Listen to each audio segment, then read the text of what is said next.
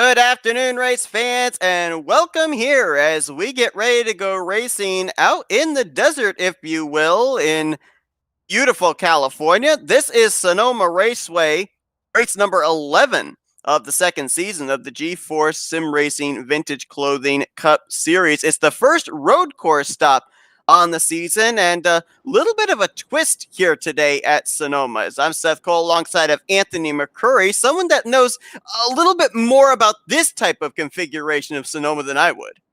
It's going to be a long race, and something that a lot of drivers might not be familiar with is this layout of Sonoma. Typically, when we race stock cars at Sonoma, it's the more shortened, condensed version of Sonoma, where coming out of the hill, you go downhill and you go straight, make a couple rights, and you're back onto the main course. We're racing the full circuit here, meaning that you make a right-hand turn here rather than going down and making onto the NASCAR portion of the circuit. It adds quite a bit of distance to the track. It also adds a bit of a curveball for these drivers, if you will, given that the fact that it's a bit unfamiliar. But this turn, you come through here, you go over a rise and then immediately into a carousel. That's all downhill. It's a little off camber going into a banked turn, and then you flatten out at the bottom, hit the drag strip, and then up to the rest of the circuit, the more familiar NASCAR part of the circuit. So a lot of elevation change, and these cars, as we've documented, do not like elevation change. So this could be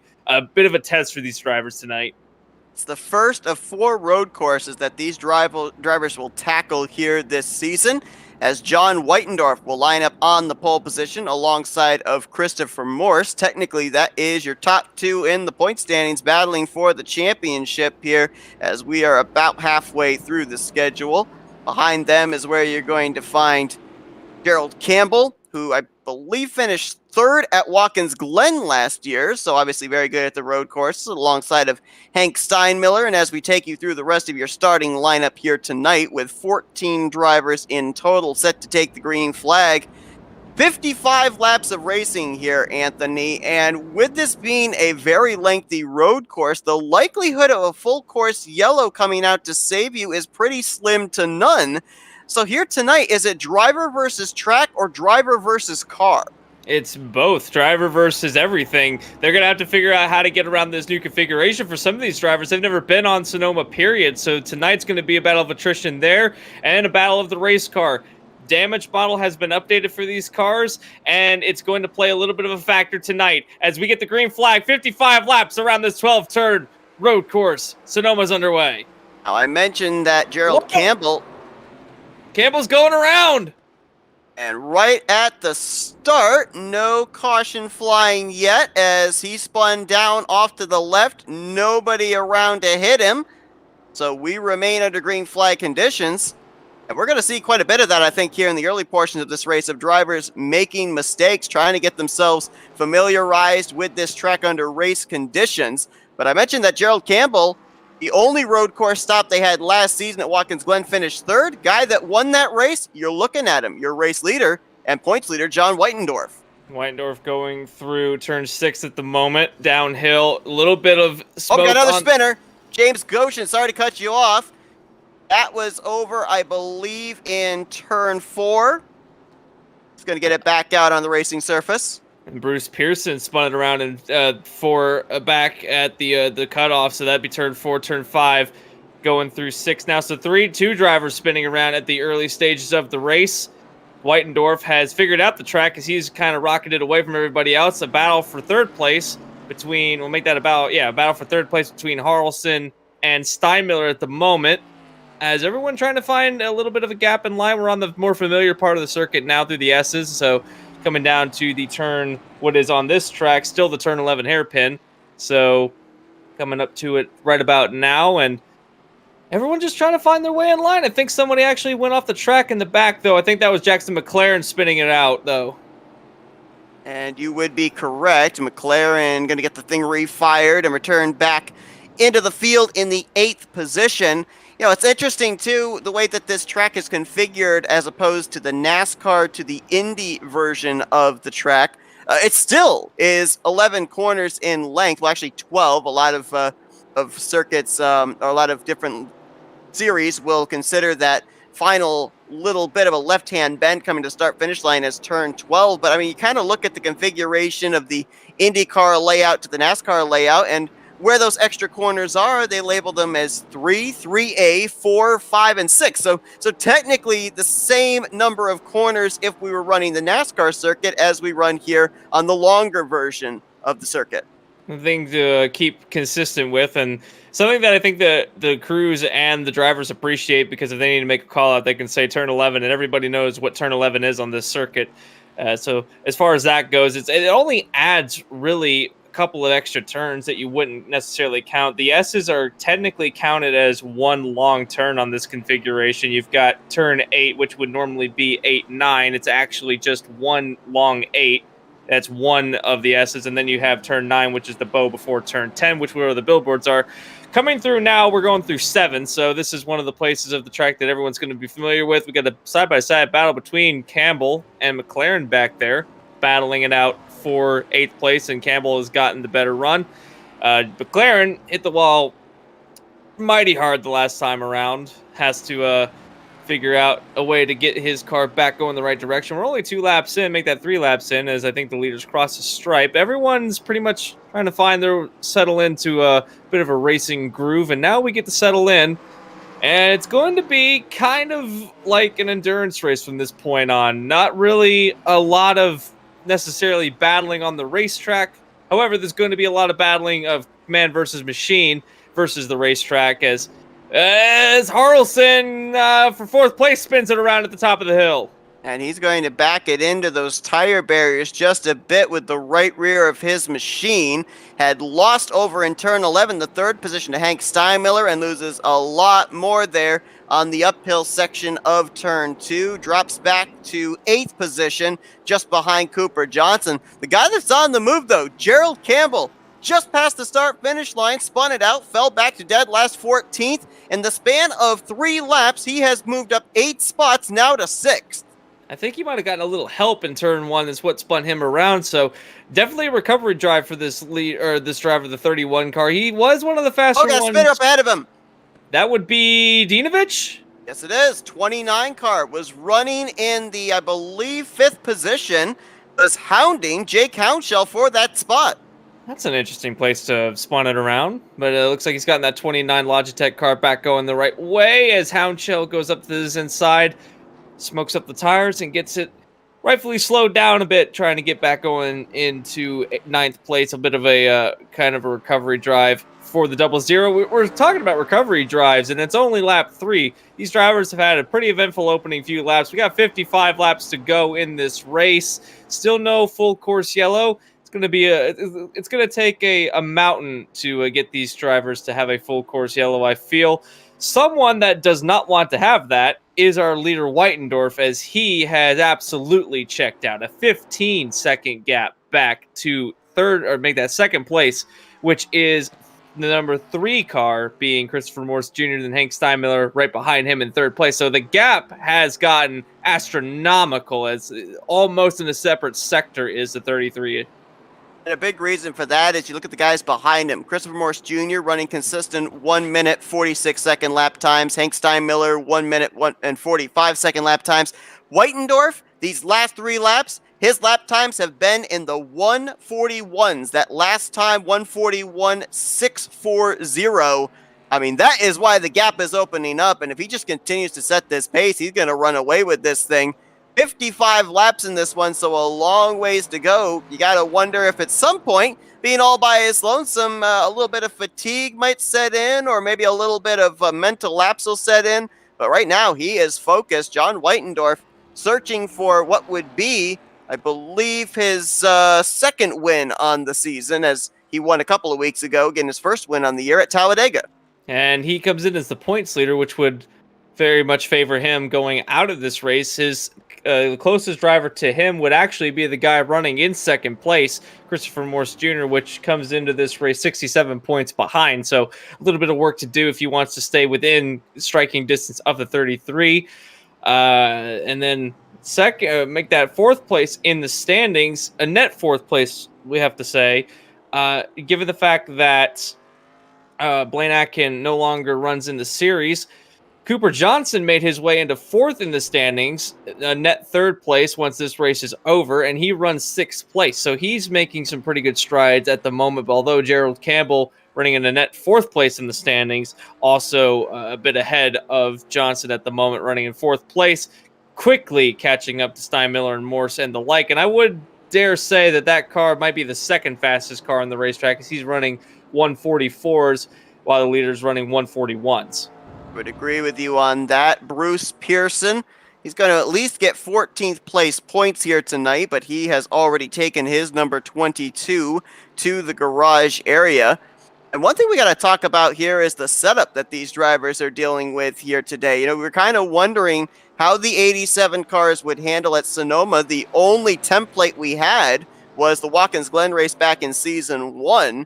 And as mentioned, Sonoma is one of 3 new road courses debuting on the schedule this season. One thing that we observed in practice, and you might have noticed it here in the race as well, this car is very well designed to take the right-hand corners, which is a good thing because most of the corners here at Sonoma are right-hand turns. However, when you turn the car to the left, that left front wants to step up into the air, and as we know, you want to have all 4 tires down on the racing surface. At certain portions of these left-hand corners, these drivers don't have that option. Especially in turn 1, you really want to have that front left down onto the racing surface. It's a bit like watching some of the super trucks that might take turns and get up onto 3 wheels, and you don't want to do it in these cars. They will lose grip. And as we've documented so far this season, all throughout the season, it's been the same story. These cars struggle for downforce, and you're coming into a track where you lose a bit of the mechanical grip if you get one of the wheels up into the air. So having very little in the way of downforce and a lot in the way of mechanical grip, when you lose that, it's almost a recipe for disaster. And that's some of the struggles that we're seeing with a lot of these drivers tonight. Just trying to find where they're able to get down onto or slow down enough to get all 4 of their wheels down on the left turns, especially turn 1. Turn 1's a bit easier. It's fast, but you can get your left wheel down onto the racetrack. It goes uphill, which is a little bit better than going downhill, especially through the carousel. That's one of the big trouble spots for these drivers, getting up onto 3 wheels. But turn 1, not so bad, not so worrisome for the majority of these drivers here tonight. Now, Seth, we're about 6 laps into the race, and everyone has kind of settled into their little worlds. We got some battles going on in the racetrack in various parts of the racetrack. Gerald Campbell continues to run down third place Steinmiller. We've got a battle between back there Cooper Johnson and Seth Harrelson, as they are some of the closest cars on the racetrack at the moment. Right now, those two separated on our telemetry by a little under a second, about 9/10, visibly about maybe 4.5 to 5 car lengths between those two, just outside of the top 5. Bo Caro in the 42 has now come down pit lane, made the left-hand turn to the garage area, so he'll finish 13th place here tonight. Mention about the fact we're out here on the West Coast. We're in wine country in the Sonoma Valley. And so obviously the sun has been beating down here. I mean, you can even tell by the environment around here, we really don't have grass. It is completely burnt up here along the outskirts of this racetrack and this race course. Take a look at our weather coming into today. 71 degrees out here, but that track temp, it is boiling. 117 degrees. And that's going to affect these drivers, especially when they have those heavy braking zones. It's going to heat up those front tires, and they're going to have to back up their corners the longer the run goes on, because as those tires continue to heat up and continue to wear, the car's not going to stop nearly as quickly if they use the same braking zone on lap 10 as they used back on lap 1. Yeah, exactly. And getting your braking zones right on this track, knowing what your car can do and not do, is going to be the biggest struggle for some of these drivers, as it is for Kevin Dinovich, as I believe he's brought that 29 down pit road. Looking on my telemetry, he's going very slowly, and I think he has indeed brought it down onto pit road. I think he might have gotten some contact with one of the barriers, and that car is not looking very healthy in the way of steering, as I think that right tire kind of bowed into the left. So that might unfortunately be night done for the 29 team. He was doing pretty well. He only had a couple of spins. I think this is one of the drivers that Might be his first time at Sonoma. Hopefully that's not terminal. He'd like to get back on the racetrack, although now is last on the racing surface, running 12th. He is going to try and get some repairs done to his machine. The last we saw, he was running as high as the 6th position before he looped it out of the carousel in turn 6 and subsequently dropped outside of the top 10. This battle for the 6th position continues to be hot and heavy between Cooper Johnson and Seth Harrelson. The gap between Gerald Campbell, Hank Steinmiller, it's continuing to close up. What was about 7 seconds is now about 4 seconds, but we're even seeing our race leader's pace fall off. Remember I mentioned he was running the 141s in the first 3 or so laps of this race. He's now dropped down into the 143 lap time mark. That is still anywhere from 2 to 3 seconds faster than anybody else on the field. And he can afford to do that. He's got one of the fastest cars on the racetrack, and if you don't have to push, then you can back off a little bit, save some of your tires. There's he got a little bit of a lockup going down the hill through the carousel, but onto the drag straight. He's gotten it back going the right way. Oh, got a spinner in front of him. James Roth. They're off of turn 10, and he's facing the wrong way. We'll see if this will bring out a full course yellow, because sometimes if a car has oncoming traffic, can't get the car spun back around, officials may have no choice, but with nobody way back there behind John Whitendorf, plenty of time for the Crisco machine to get pointed the right direction, but he will lose a lap as a result of not being able to get that car refired immediately after his spin. And here's where I say that I was looking at the wrong car while calling someone locking up going down the carousel. So I was wondering if I was in the wrong area, because you mentioned going down the drag strip area. I'm thinking, wait, that's a couple corners back. I was looking at Steinmiller thinking it was the 33, and that was my bad. Now he's coming through that section of the racetrack, but yeah, Roth went around. Roth has been having he was kind of having the same problems Zadinovich was having earlier, where he was kind of getting a little bit tail happy coming through some of these turns. You got to be gentle with the car. You can't full throttle it around most of the track. You're actually full throttle less than half the lap. The straightaway, the front straightaway, well, the front couple of turns, the front curve, if you will, is pretty much flat out. Going up the hill on the drag straight is flat out, and then running down into the S's is flat out, and then the run down to 11 is flat out. Other than that, you're not really on the throttle a lot throughout this track, and that's something that these drivers are not particularly used to, going from kind of a mile and a half to less than a mile long tracks where you can be flat out pretty much everywhere on the straightaways, and you're only off the throttle when you're through the turns.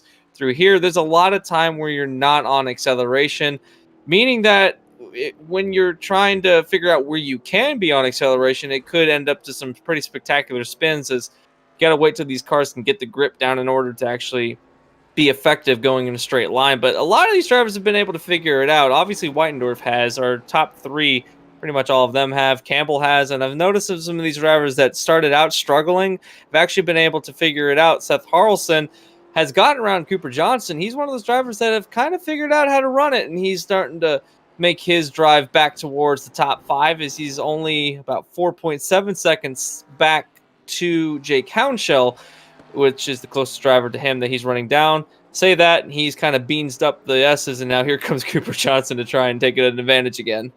Kind of interesting you bring up how much off the throttle time these drivers have. Going to be interesting to see how that plays into how far these drivers can stretch it on fuel. Not really sure what the fuel window is for these drivers coming into this race. I think you could kind of speculate with 55 laps. We're looking, if not just a one-stop, at least a two-stop here in this race for these drivers. But we'll have to wait and see if maybe someone might have a strategy in their head of with how much time you spend off the throttle, maybe being able to make it on one pit stop. But we'll get to that bridge. We'll cross that bridge when we come to it. It's interesting because I've been observing John Whitendorf, and you look at him right now, he's out there running lap times anywhere from 1 to 3 seconds faster than everyone else behind him. He's got 30 seconds in the bag, but he has not been without mistakes here today. I think it was back on lap 7. I saw him make 2 mistakes. He got back to the throttle a little too early coming off of turn 5. Had the back end want to spin around him. Actually left some nice skid marks between 5 and 6. And then off the carousel of turn 6, almost ran a little wide, almost overshot the rumble strip heading down that long straightaway of down towards turn 7. Since then, he has adjusted how he approaches both corners to be able to not make those mistakes again. But it's interesting because you kind of look here and you go into the mentality of, oh, he's hitting all of his marks. He's doing nothing wrong. But every driver in the field, no matter where they're running, somewhere, some way, this track is going to get them. And that's just a learning experience that these drivers have to go through. It's a bit of a different circuit that they're used to.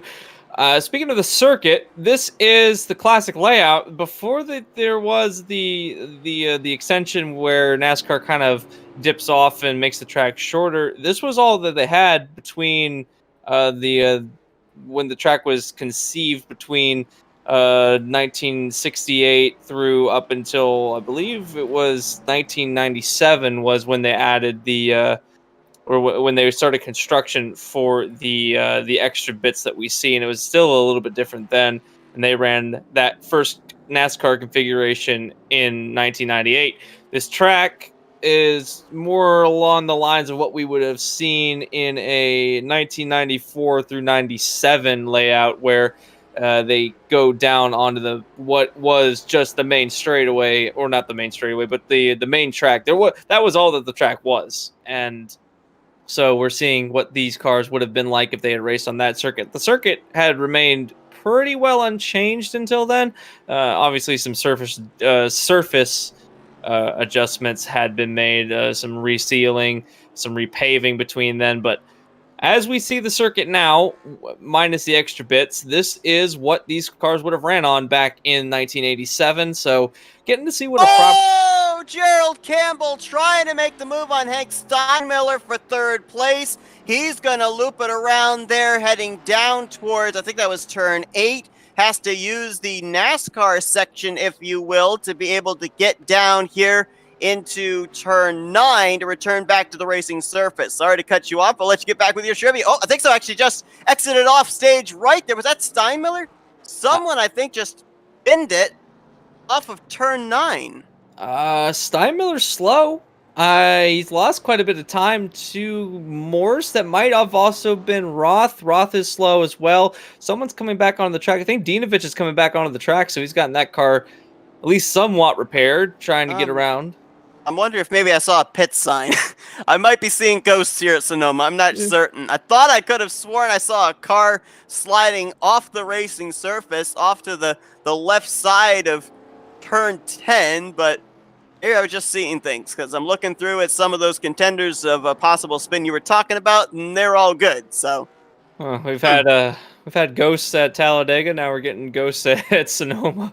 Guess ghosts really seem to follow us wherever we go. And but so far, I think that was all the trivia I had. I'm looking through my notes that I kind of scribbled on before the start, and I'm out of interesting facts about this racetrack that I haven't Googled yet. So we'll maybe hit the old Google and see if I can find out some more facts about this racetrack.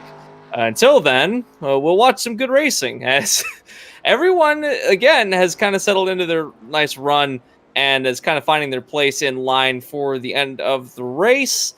One thing that I did want to mention is that this track is going to have the most elevation changes of the season, being as it goes up quite a bit of distance from the main straight up till the very top of the track, which is up where turns 3 and 3A are, and then you go back down the hill from there. I believe the difference is about 24 to 27 feet, maybe a little bit more than that, by the time you get to the top of the hill. So quite a distance up and down these hills in California these drivers have to do. It's basically carved into the mountain, which is something that these drivers and fans might find a bit intimidating if this is the first time you're seeing Sonoma.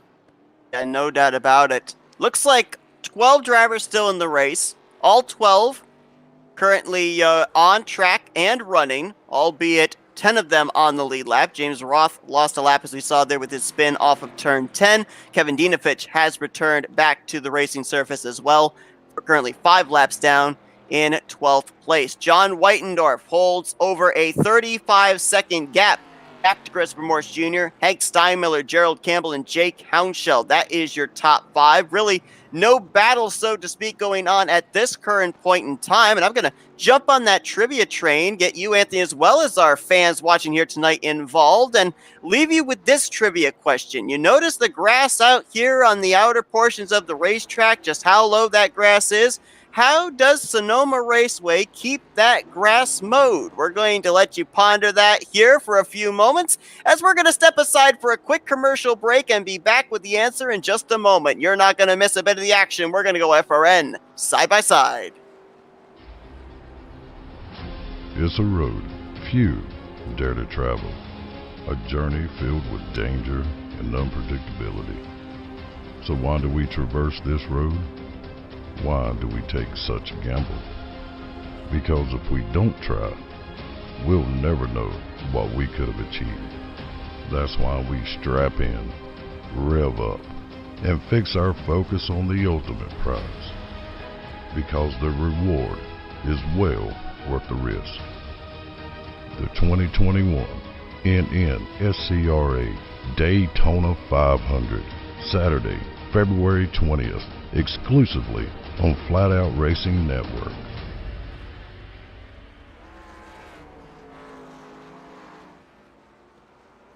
ETE Reman is the world's best remanufacturer of transmissions for import and domestic cars and trucks. Based in Milwaukee, Wisconsin, our customers are repair shops, auto parts stores, dealerships, and distributors. And with 6 nationwide warehouses, we're where and when you need us. So when you're looking for a transmission that is like new, only better, instill confidence and install ETE Reman.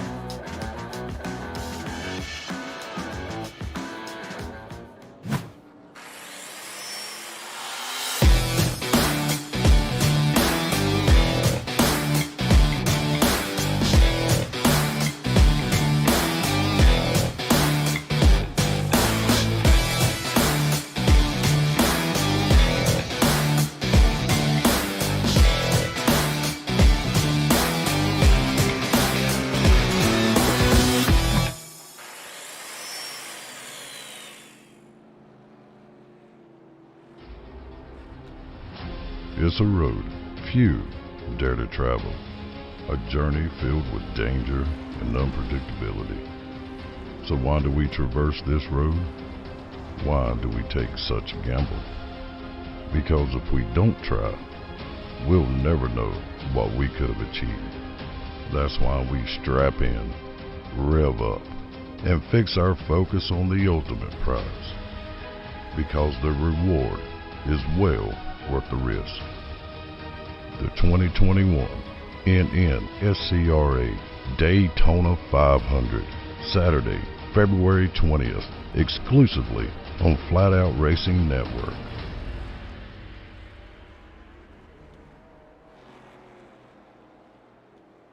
ETE Reman is the world's best remanufacturer of transmissions for import and domestic cars and trucks.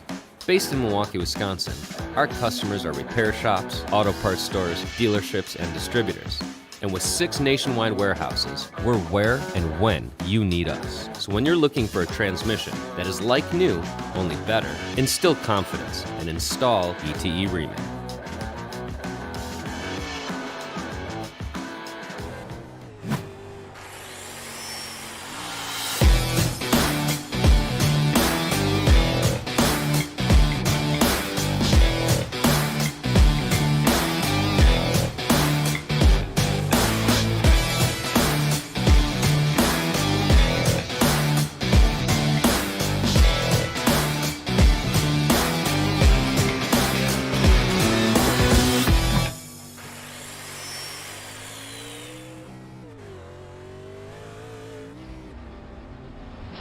It's a road few dare to travel, a journey filled with danger and unpredictability. So why do we traverse this road? Why do we take such a gamble? Because if we don't try, we'll never know what we could have achieved. That's why we strap in, rev up, and fix our focus on the ultimate prize. Because the reward is well worth the risk. The 2021 NNSCRA Daytona 500, Saturday, February 20th, exclusively on Flatout Racing Network.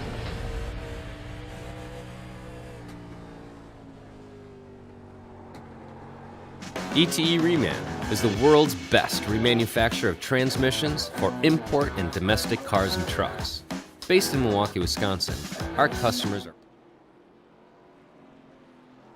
Welcome back to race 11 of the second season of the G4 Sim Racing Vintage Clothing Company Cup Series here at Sonoma. As we just came back, troubles for then second place driver Christopher Morse Jr. He looped it around between turns 2 and 3, losing second place to Hank Steinmiller. And I gotta wonder here, Anthony, I mean, when you're a driver that has a mistake like that and you've been running so well, how difficult is it mentally to get back into the zone of hitting your marks? It takes about a lap to get back into the groove of things, because you've been running repetitive laps over and over and over, and basically it's muscle memory at that point. And then when you have something that kind of breaks the repetitiveness of going around a track, you kind of got to reset your brain, and it might take until you get to the start finish line and then start going up the track again to actually fully get that momentum going back again. So it does. It takes a bit of wind out of your sail when you have a spin like that. But it looks like he's gotten going back the right direction. He has been able to stay in front of Campbell, which has been slowly creeping in on the top three ever since his spin on the first lap in the first turn. He actually is about 3 seconds behind Morse, and depending on how much damage there may or may not be on the 3 machine and what the state of his tires are, this battle for third place could heat up in a couple laps' time, as he is losing ground to the 31 as Campbell running slightly faster laps. But I am burning to know something. You left me on a bit of a stump. I don't know how they cut the grass here, and I kind of want to know how they do that. All right, so I'll give you a little bit of an hit. This, obviously, the answer is not going to be lawnmowers. This track covers over 1,600 acres. And so that's a lot of lawnmowers if you're going to keep this grass mowed. There's actually some permanent residents, and they're actually just up at the top of the hill here, about 4,000 in fact. Company that is in charge of making sure that the grass does not grow here is known, if I remember correctly, as the, and I've just now drawn a blank of what their company name is. I'll see if I can remember what it is. There it is, Woolly Weeders. And that might answer your question right there. 4,000 sheep live here year-round to make sure that they use this as grazing area and keep the grass down low. And so that is how they keep the grass down as low as possible here for these race cars, is allow this as grazing area for some very woolly residents. A bit of a year-round track this is.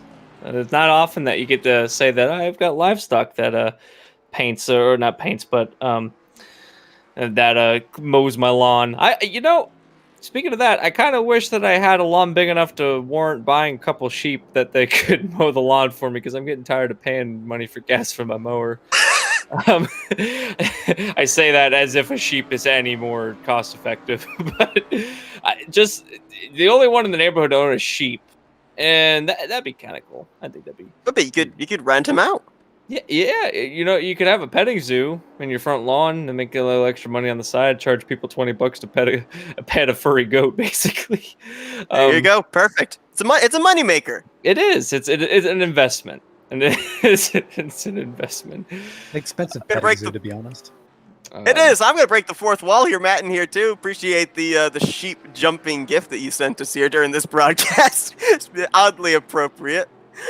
All right, so getting back to business here, during that commercial break as well, we had a couple of things develop towards the back end of the field. James Goshen went around. He has recently come to pit lane 4 laps ago, still sits on pit lane getting repairs done to his golf machine. And also, Kevin Dinovich, who had that early issue, He got out, ran a couple more laps. He has now taken his car back to the garage. So 11 drivers still running. Now 7 of them on the lead lap. And right now we're watching the best battle on track. It's a 3-way battle for 5th. Harrelson looks back about a few car lengths to Jake Hounshaw, who then in turn looks a couple car lengths back and sees Cooper Johnson. Sorry, Seth, you cut out a little bit right there. I didn't catch the end of what you said there. Just watching this 3-way battle here with Harrelson, Hounshaw, and Johnson for 5th place. All 3 of them separated by a little less than 3 seconds. Now makes sense now. Yeah, Harrelson has been losing ground ever since getting into 5th position, and so too has Cooper Johnson. But Jake Hounshaw has been able to pick up the pace a little bit. Is actually now right knocking on the back end of the 07. If he gets a couple of good corners, this battle for 5th place specifically could rack up towards the end of the lap, as it's like that the entry is a little bit better for Harrelson, or make that Hounshaw, as Hounshaw got a little bit of ground. Although back to the throttle, it looks like Harrelson might have the advantage. Both of these cars are running very different lines. They took the top of the S a little bit differently, both of them, and you can kind of see that Harrelson going for a more defensive route, hiding the inside of the turns, while Hounshaw is swinging it out and hitting the apex is a little bit straighter than what Harrelson is doing. We'll have to see at the bottom of the hill who has the advantages. A little bit of a lockup from Hounshaw down through the carousel onto the main straightaway, as both still not really getting closer, although Hounshaw kind of sneaking up a little bit. Have to see if he can make up the ground. He is there in the braking zones. He's just got to get a little bit better out of corner, as Harrelson is still... Harrelson's actually gotten around.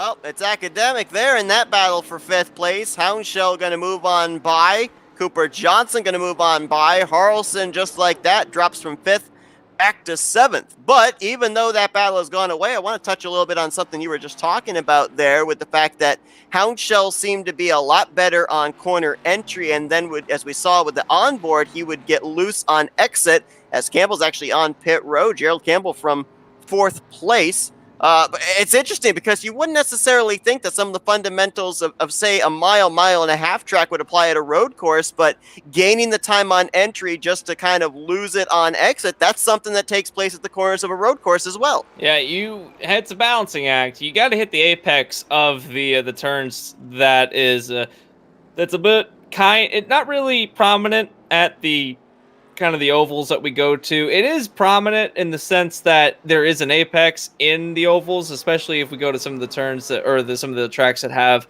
significantly tighter turns. Think of maybe a Martinsville or maybe a Milwaukee, if you will, where there is an apex, and if you swing it out wide and then swing it back in, you will hit it. Some of the tracks, such as Charlotte, maybe not so much, but at this track, all road courses, there is an apex in the turns, and what the drivers try to do is on the entrance, try to maybe swing the car in, depending on how big the turn is, they swing it in, and then at the apex, which is about midway through the turn where the car rotates around and you can start getting on the throttle and carry that momentum through the rest of the turn. That is where a lot of these drivers are trying to hit. Sometimes they do, and as we're seeing, I was just looking at Jake Hounshaw. He completely missed the apex of the turn. He was at the top. I believe that was turn 7 that he was in. He kind of missed that one. But you'll see these drivers kind of arc it in. They can take different lines to get to it too. If you take a defensive line, it's where you're technically on the inside of the turn rather than swinging it out and swinging it back onto it. You're mainly doing that to stop the events of the guy behind you, because obviously he can't go anywhere if you're there. So we'll see different lines being taken, different types of apexes being hit. It's the same apex, but different types of turning. You've got the just this typical turn in. You've got the diamond. You've kind of got the trail brake, which you kind of come in at an aggressive angle and then just progressively slow down. You've got the straight braking. You've got the curve. You've got the NASCAR specific only one where you hit the curb and actually swing the car around and kind of force the car to go around. A lot of ways to approach a track like this that you wouldn't necessarily think of, but they exist, especially if you have a car sturdy enough to do it. That these cars are built like tanks, so you can hit the turns pretty aggressively. You wouldn't want to hit those in an IndyCar or some of the prototypes. Maybe it's been forever since prototypes have raced. I don't think prototypes have ever raced here, actually. I have to check up on that one. But sorry if that was a lot of jargon about making turns and such. But I don't know. I kind of like the science of making turns at road courses. Well, a couple of nights ago, I got a course from Scott Rankin on physics. I'm now getting a course on turns. I should be a very good racer the next couple of weeks if I'm taking notes on all this stuff. Tough break for Gerald Campbell. He had just been on pit road, as we documented, got fresh tires, and he looped it around on the uphill section of turn 2, was trying to get up there to John Whitendorf to get back the lap that he lost. Going to have to try and reel him back in once again. I was going to be interested to see as well the difference between fresh tires and old tires, as Campbell has now been out there for 22 and a half laps on his tires, on his Goodyears. Campbell had just completed the first lap on his new sticker tires. And I'm almost wondering here, too, if it was more a necessity of the handling of the race car after his 2 prior spins that drew Gerald Campbell down pit road, more so than the tires and the fuel. Just based on the fact that it's now been a couple of laps since Campbell came down pit lane, and none of the remainder of our top 5 have made a move to pit lane entrance. It could be that they're wanting to see how far they can stretch it. We're coming up to about halfway through the race in a few laps. About lap 27 would be at halfway, 27, 28. So they can make it on one stop, then absolutely. I think if you can make it on one stop, then there's no sense to come down pit road multiple times. You're just going to be losing a lot of ground, because pit lane here, one of the longer pit lanes we're going to have all season long is you enter it in turn 11, and some of these guys' pit stall is all the way down into turn 1. And that's a long drive you got to make. And I think the pit speed limit here is 35. So if you can minimize the time that you're kind of parading around the pit road, then that would be beneficial. If someone has just hit pit road, that'd be the 00 of Houndshell. So he's willing to now make the parade down onto the pit straight. Jason Houndshell already off the lead lap as we watch the battle for second. Hank Steinmiller got loose off of turn 11 there. Christopher Morse Jr. putting the pressure on him, trying to get back up into that second position. And you talk about just how slow it is for pit road here, 35 miles per hour. Just to give an idea, you talked about the length of this track. Well, pit road, the slowest corner here at Sonoma is that paperclip turn 11 that we saw these second and third place drivers go through just moments ago. They get down to 30 miles per hour to make that corner. So calculate in, add 5 miles per hour for a long stretch of pit road. I mean, that is painstakingly slow for these drivers. And with that being said, could end up actually, with how slow it is, draw these drivers into making a mistake of overshooting that 35 miles per hour, get a speeding penalty, which costs you a lot of time on the track.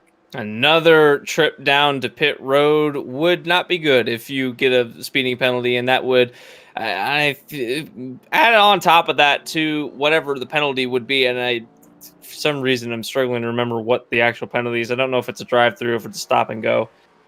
Maybe the 30-second penalty, I believe, in your pit stop. Well, put it this way. I don't know if you get a speeding penalty leaving pit road. Coming down pit road, you sit in your pit stall for an extra 30 seconds.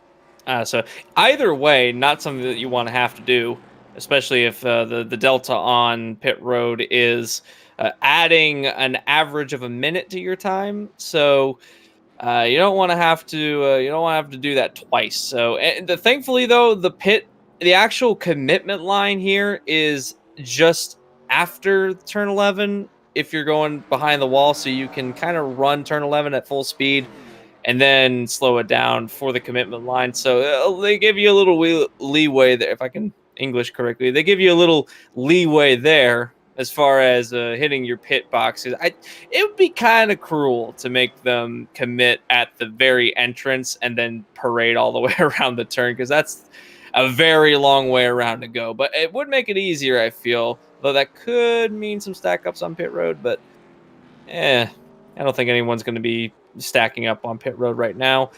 Speaking of stacking up, there's a battle going on for second place. Steinmiller and Morse that is a less than a second gap between these two, and this is good for Morse because he's the one that looped it around earlier, looking to get back second place after losing it to his own devices. And neither one of these drivers look all that steady either. Both of them have been slipping and sliding around in different sections of the course. Maybe more so Steinmiller than Morris, but both seem to have their hands full not only with each other, but with the race cars underneath them as they'll carry this down into the S's. Morris, I think, ooh, what a nice pass there. He got him before they even got to the left-hand turn, and now Steinmiller, I don't know if that car was coming around at him or what, but it almost came to a stop, almost facing 45 degrees the wrong way, right in the middle of the racetrack. Fortunately, he didn't spin or hit anything, but that was a bit of an odd thing there for the 63. He almost looped it, or I think he might have gotten hit on the, I think he might have hit one of the curbs, and that would have launched him around. These cars are welded rear axles. One of the biggest things that's coming in with the next gen stock car is that they're going to have an independent suspension, and these stock cars since the beginning, I believe they've had just a single the rear axle has been welded on to the rest of the frame, so there's not really much you can do in the way of that. And that means that when you hit a curb, instead of one tire getting upset, it's the whole back end getting upset. So these cars are a bit more sensitive in the sense that if you hit a curb, it can help you, it can also hurt you. And that would explain why a lot of these drivers are having problems turning the car and getting power down. These cars were not built to take these kind of elevation changes and take these kind of turns fluidly. This kind of track is very stressful for these cars to deal with because you get that rear upset and the whole thing goes rather than just one part of it goes. So it makes it a challenge for the drivers. It also makes it fun to watch, knowing that if you're kind of in depth into the sport, knowing that the physical limitations that these drivers are having to go through right now and just the amount that you're having to turn these cars to get to do what you want them to do, something you have to be kind of amazed at, because we've said it since the beginning of the season. These drivers are some of the best drivers that we're going to see on iRacing, given the fact that these cars are just so unbelievably hard to control, and having these drivers wheel them around the way that they do is almost amazingly impossible to me. I know I could never drive one of these cars the way that they do. It's truly an art form. I know that obviously there have been a number of drivers that have run into some issues here today, but this is a real testament to just how consistent and how fast this 33 has been. The car just ahead of him right now, that's Seth Harrelson running in the 6th position and now in his rearview mirror. Just up ahead, that red machine is our Daytona winner, Cooper Johnson. So John Whitendorf is about to go to work on putting drivers inside the top 5 off the lead lap. That is an astounding drive by Whitendorf at the moment. Almost a complete minute lead back to third place. Morse is right in front of him. It looks like that Johnson has decided to come down pit road in the 14. We're kind of seeing just what Whitendorf can do. He was fast at Watkins Glen last year, which was the only road course that we had last year to really gauge what these drivers would do. He was one of the fastest, if not the fastest driver. And I think you said that he won the last one. So he knows how to get these cars around road courses, and that has carried over into this track tonight. I would dare say that it's going to take that car, it's going to take that driver going off the racetrack and completely binning the car in order for him to lose this league. He could get a penalty on pit road and still come out with the lead of the race. That's how big of a lead he's got, which is impressive by all means impressive. Absolutely. Right now, he is, as you mentioned, a full minute ahead of Christopher Morse Jr. And you got to wonder, as we're about to hit halfway here, halfway through this lap will be the halfway point of this race. So we still got 50% of these 55 laps to go. He has lapped all but 3 of his competitors. I mean, is it out of the realm of possibility if he is able to run the rest of this race mistake-free? He could be the only driver on the lead lap by the time he comes around to take the checkered flag. At the rate he's going, yeah, very possible that he could take the checkered flag with everyone behind him, more than a lap behind him. It's about a minute 40 seconds at the fastest around this track. We'll call it a minute 41, almost flat was our fastest lap by John Whitendorf. He's running in the 146s right now. So actually him and the leader, or him and Morse, running very similar lap times right now. So with that being said, well, I'm sorry, I looked at that wrong. It's a 145.8 versus a 146.9, so about a second faster. But Whitendorf, knowing that he's only about a second faster right now, it might take a little bit longer, but he is still a second faster. And since it's about a minute and 41 seconds at the fastest around this track, we're still looking at about 41 to 45 seconds before he gets up to more. So if you figure 1 second per lap, you need about 45 laps to do it. I don't know if he could do that, but we are still just about halfway through the race. Anything could happen. Morse has had problems. And speaking of Morse, he is coming down pit road. So should be the last time we see him come down pit road. And I thought we had Seth Harrelson coming down pit lane, but he might have actually looped it around, just around pit road entry. So it would have had him scored as coming down pit lane, but we saw him still out there on the racing surface, albeit really slow there on the front straightaway off of turn 11, and almost ended up sliding off the course as well, up just off of turn 2. The driver that this is going to benefit will be Gerald Campbell, who was on pit lane 7 laps ago. He's been able to now work his way up to 5th and might be able to close in on Christopher Morse Jr., Jay Counshell, and others after Morse completes his pit stop, and maybe the 02, maybe even the 63 come down to make their pit stop. But what I find interesting is Morse Jr. coming down pit lane here at just pretty much the halfway point of this race, as now Whitendorf is in as well. So this says to me, these drivers all came in here tonight with the strategy, one stop on pit road. And that would be a very good strategy for these drivers to make it work. Whitendorf now, he could sit on pit road for about a minute and still come out with the lead of the race. But Steinmiller has not made his stop yet. So we're waiting for Steinmiller. He hasn't even caught up. That's how big the lead was. He's still running second place. Christopher Morse Jr. Oh, Houndshell's gone off the track. Had a bit of an off, and Morse takes third place back from the 02. So that one of the events that's happened. Whitendorf down and away. So first and last time to see the 33 on pit road, as Steinmiller's still coming through the S's towards turn 11. So if you wanted an idea what the gap was, he's now coming onto pit road as Whitendorf just about to go down and complete the top of the hill.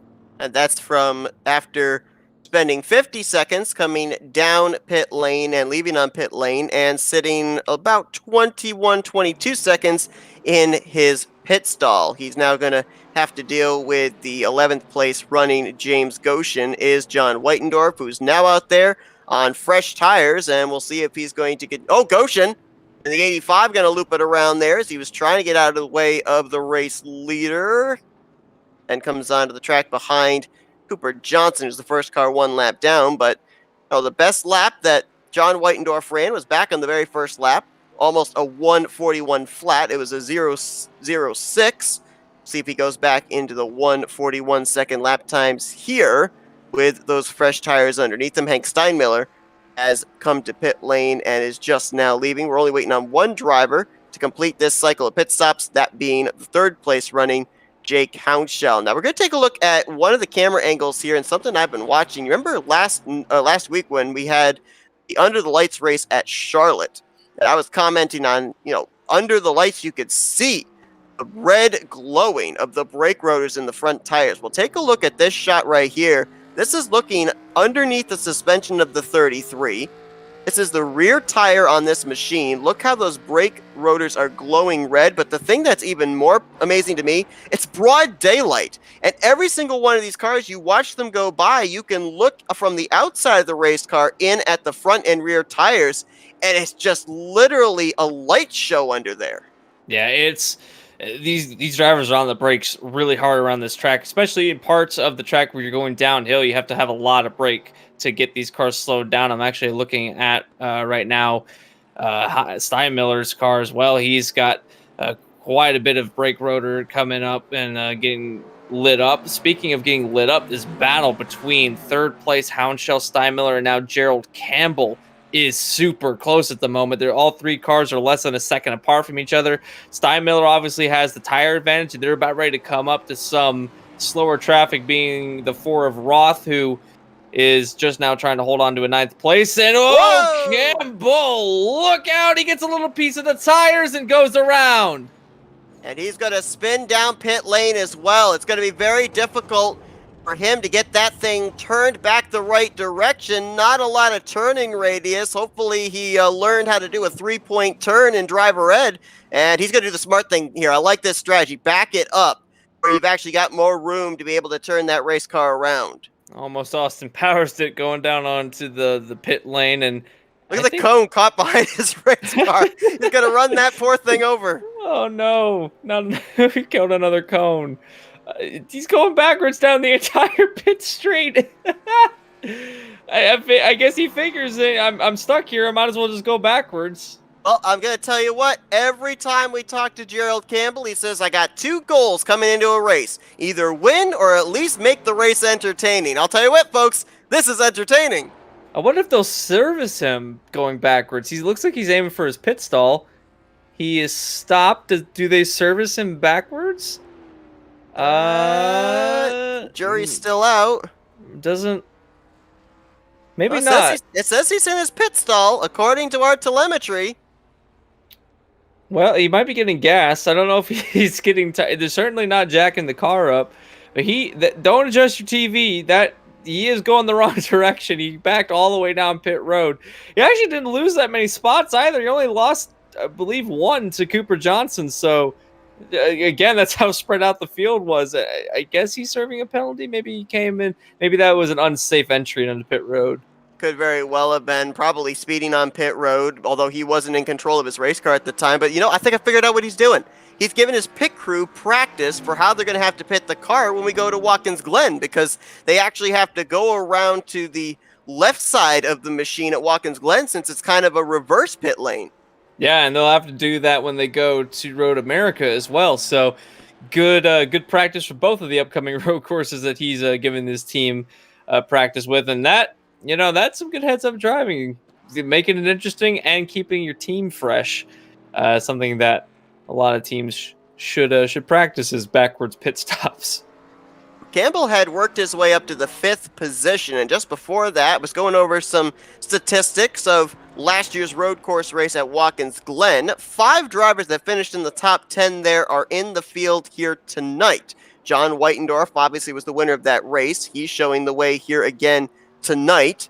Christopher Morse Jr. finished 4th at the Glen. He's your current runner-up runner on the grid. Hank Steinmiller finished 9th back at Watkins Glen. He's holding down 3rd. Jake Houndshell, he finished 10th 1 year ago at Watkins Glen. He's right now in 4th, and Campbell would have been that 5th driver. He finished 3rd at Watkins Glen last season, and he was 5th just before his spin.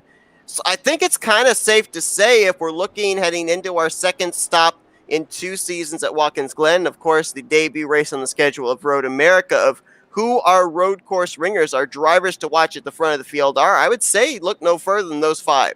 Indeed, especially the 33. Whitendorf has put on a clinic tonight, and if everything holds, he is going to be able to carry this momentum into Watkins Glen. Christopher Morse Jr., another one of those drivers, like you mentioned. Basically, everything that you mentioned is look for them. They are the ones that are going to be the ones to look out for. When we get to the only familiar track to these drivers will be Road America Watkins Glen as far as road courses go, which again, that everyone going into Road America, that's the penultimate race of the season. The next race would be Atlanta. So having that be a wild card race where not a whole lot of drivers have really raced at Road America, certainly not with these cars, knowing that that's going to be kind of a monkey wrench into this championship. And if the points are close going into the championship, going to the final race. Having that be the race that you kind of have to prove to get into, or even have a shot to take the championship, or potentially even lose the points lead in that race, that sets up quite a bit of stress for these drivers, especially the ones that are going to be in the top 3, maybe top 5 battling for the championship. How do you mentally prepare going into the race like that, knowing that it could very well be a situation like a Daytona or a Talladega where you just don't know what's going to happen? Very simply, you find out what the setup's going to be, and you spend all week practicing it because, to be honest, I think that if we end up finishing out the race just before that at Rockingham, and we interview our top 3 finishers, and we say, how much experience do you have with these cars at Road America? I think every single one of them. I think if we talked to every driver in the field that night, they would say, none. I have no experience with these cars at that particular road course. So it's going to come down to who does the most practicing and the most experimenting, the most learning during the course of that week as to who's going to be able to be the most mentally prepared when we get to that road course. So definitely a curveball for these guys heading down into the final couple races with a championship on the line. We're going to take another commercial break, but then when we come back, we're going to talk about another curveball these drivers are going to have to deal with, as next week, these drivers are going to be heading to the dirt-covered Eldora Speedway for what should be a mudslinging crazy one under the lights. But you won't miss a thing. We're going to stay FRN side by side as John Whitendorf continues to show the way here at Sonoma in the Golden State 125, presented by Vape Hub.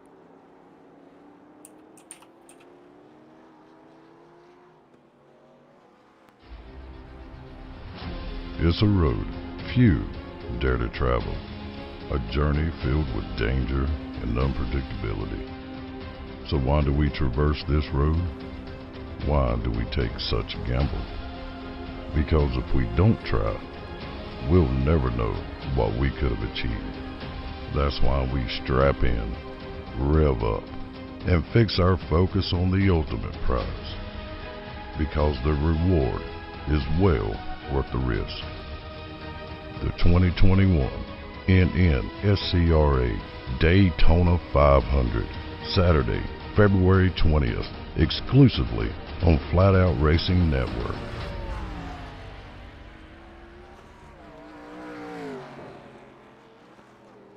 ETE Reman is the world's best remanufacturer of transmissions for import and domestic cars and trucks. Based in Milwaukee, Wisconsin, our customers are repair shops, auto parts stores, dealerships, and distributors. And with 6 nationwide warehouses, we're where and when you need us. So when you're looking for a transmission that is like new, only better, instill confidence and install ETE Reman.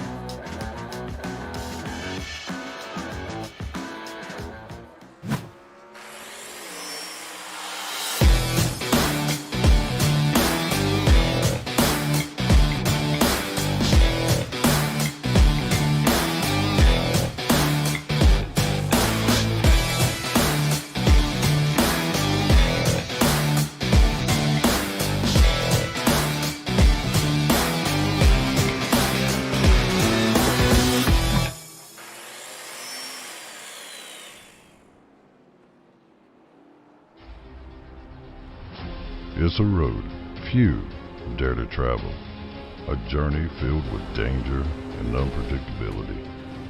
So why do we traverse this road? Why do we take such a gamble? Because if we don't try, we'll never know what we could have achieved.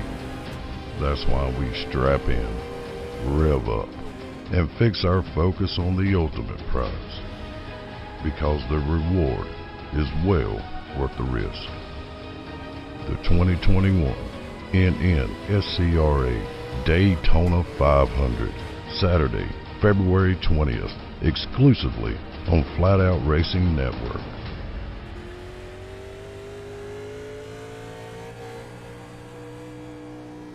ETE Reman is the world's best remanufacturer of transmissions for import and domestic cars and trucks. Based in Milwaukee, Wisconsin, our customers are repair shops, auto parts stores, dealerships, and distributors. And with 6 nationwide warehouses, we're where and when you need us. So when you're looking for a transmission that is like new, only better, instill confidence and install ETE Reman.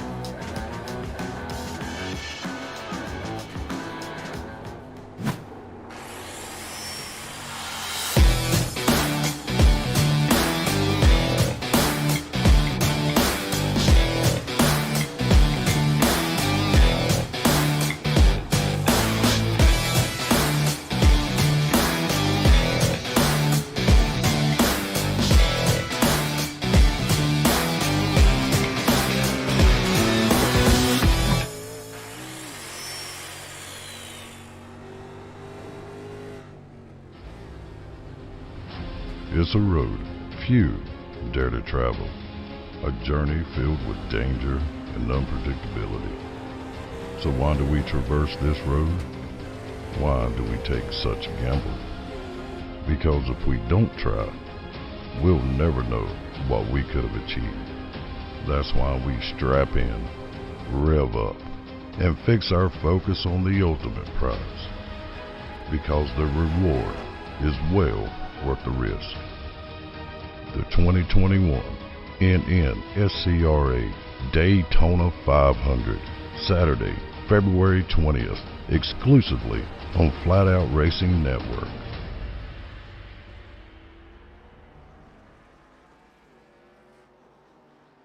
ETE Reman is the world's best remanufacturer of transmissions for import and domestic cars and trucks.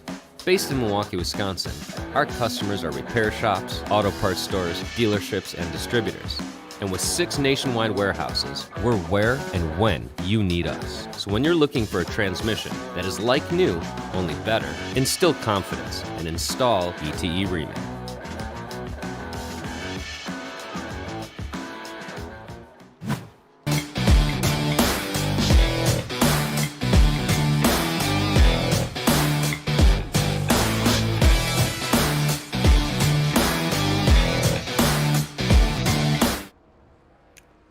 Jake Hounshell finally down to the attention of his pit crew for the first time today, making it a total of nearly 37 laps, quite a feat for him, and about to be quite a feat for John Whitendorf. He right now has all but 2 other drivers off the lead lap, and right now, according to the scoring, he's only got about 13 seconds before he catches third place Heinz Steinmiller, about 20 seconds before he would lap Christopher Morris Jr., leaving him as the only driver on the lead lap with less than 20 to go. It has been a spirited drive for the 33 team, and specifically Whitendorf, knowing that he would make history, I think, in the G-Force Vintage Series, where I don't think there has been a race so far that a leader has won a race on an entire lap. So going for a little bit of history here, going for a record, and going for bragging rights, being the one that we've had a lot of firsts this series or this season. It's the second season of the series as a whole. So we've had repeat winners going back to back at tracks they won it last season. We've had lap records being broken. We've had streaks ending, streaks beginning. We've also now about to be on the cusp of some history being made. So it's been a pretty well-rounded season so far, I feel. You know, if you kind of had a scenario like this, I would have shouted out short track, maybe as a place that you would have that happen where only one driver would finish on the lead lap. Usually at a road course, things are so spread out and they remain under green flag conditions that normally you end up having at least maybe the top 10 finishing on the lead lap. But right now, John Whitendorf, as you mentioned, chasing history. Not only that, he is looking to expand the points lead. And let's be honest, this 33 team, after he got that win at Talladega, it's almost like a shot in the arm for him because he has just kept that consistency going. He ran well last week at Charlotte, and then here today, just a dominant performance here at Sonoma. Whitendorf was definitely in the conversation for the championship last season, but maybe not nearly at the forefront like he has been this year. And right now, it's almost looking like for John Whitendorf, he's laying down the gauntlet saying, if you're going to take the championship, you're going to have to take it from me because nobody, at least for the time being, has been able to quench the fire of this Skoll Chevrolet. And that is also part and due to the fact that one of the biggest competitors that he had to face to get the points lead has made a shock exit from the series after the conclusion of Phoenix, where Atkin and Lutz, which we also need to mention that Lutz is not in this race either, so not really sure why Lutz didn't make the start. He was making some ground in the standings. He's got the second most laps led total on the season, which is bonkers to think, considering that he had come in a couple races into the season. As looks like the 3's on pit road again. Why would Morse be on pit road? I'm going to wager a guess here. These drivers do have 2 sets of tires available to them. I should say 3. They started with the set that they had. They had 2 more sets waiting on pit road. I think Christopher Morse Jr. right now is of the mentality that about the furthest he's going to finish here today is about 4th place. If he puts on those tires right now, he can at least get back up to Hank Steinmiller and solidify that 2nd position. So why not come down, take on that fresh rubber with less than 20 laps to go? I think right now he's kind of proverbially waving the white flag that he will not be able to win this race, that John Whitendorf has it in hand, but he at least wants to make sure that he's going to get the max points after that available in finishing runner-up. And speaking of the aforementioned Steinmiller, he has been officially put behind the leader, meaning don't adjust your screen. The scoring sheet's right. The running order is correct.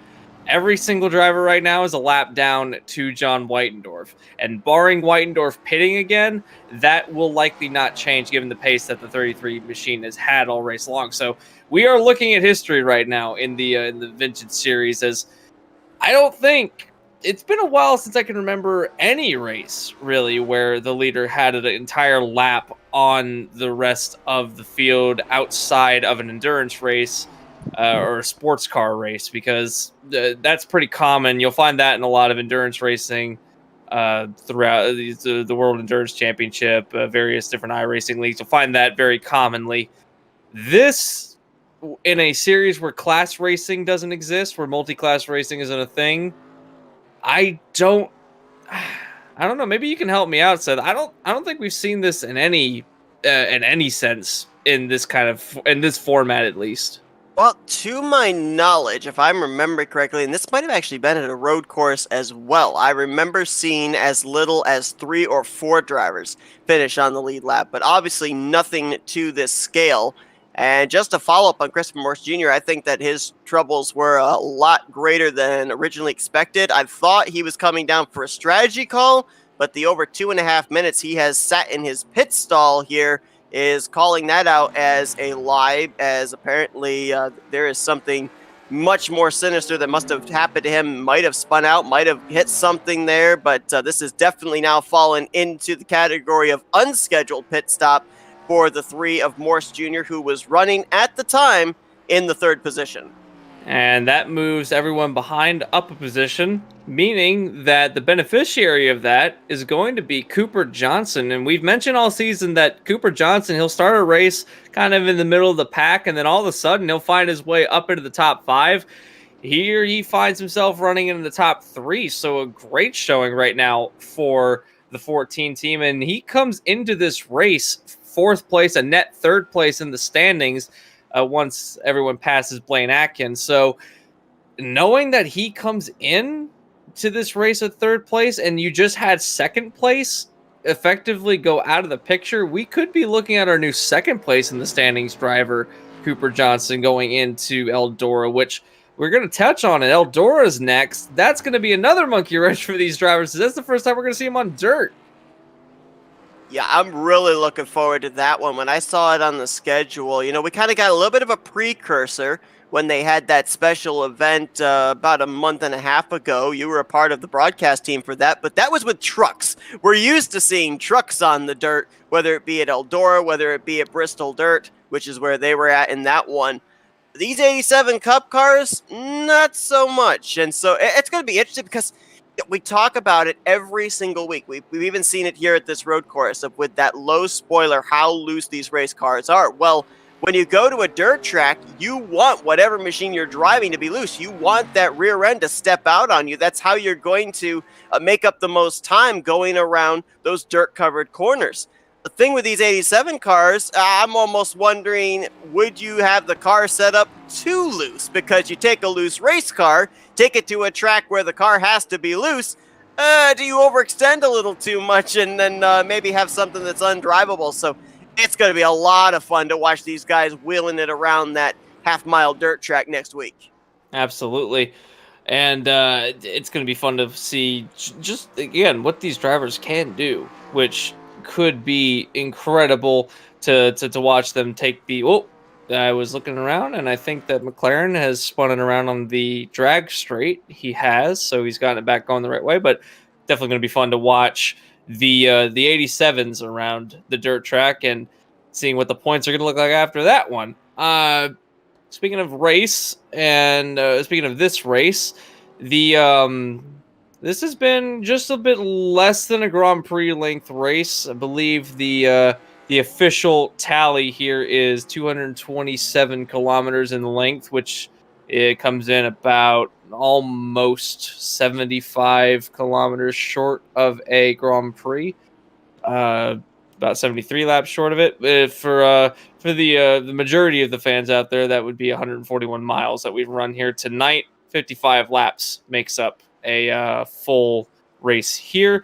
And I was wondering, I wanted to look back and see if there had been a race, and I vaguely remember it, and I'm trying to find all the details, but there was a race that was run in the Cup Series back in it was either the late 90s or early 2000s, where Jeff Burton ended up lapping the entire field in New Hampshire, and led every lap in that race, if I recall correctly, too.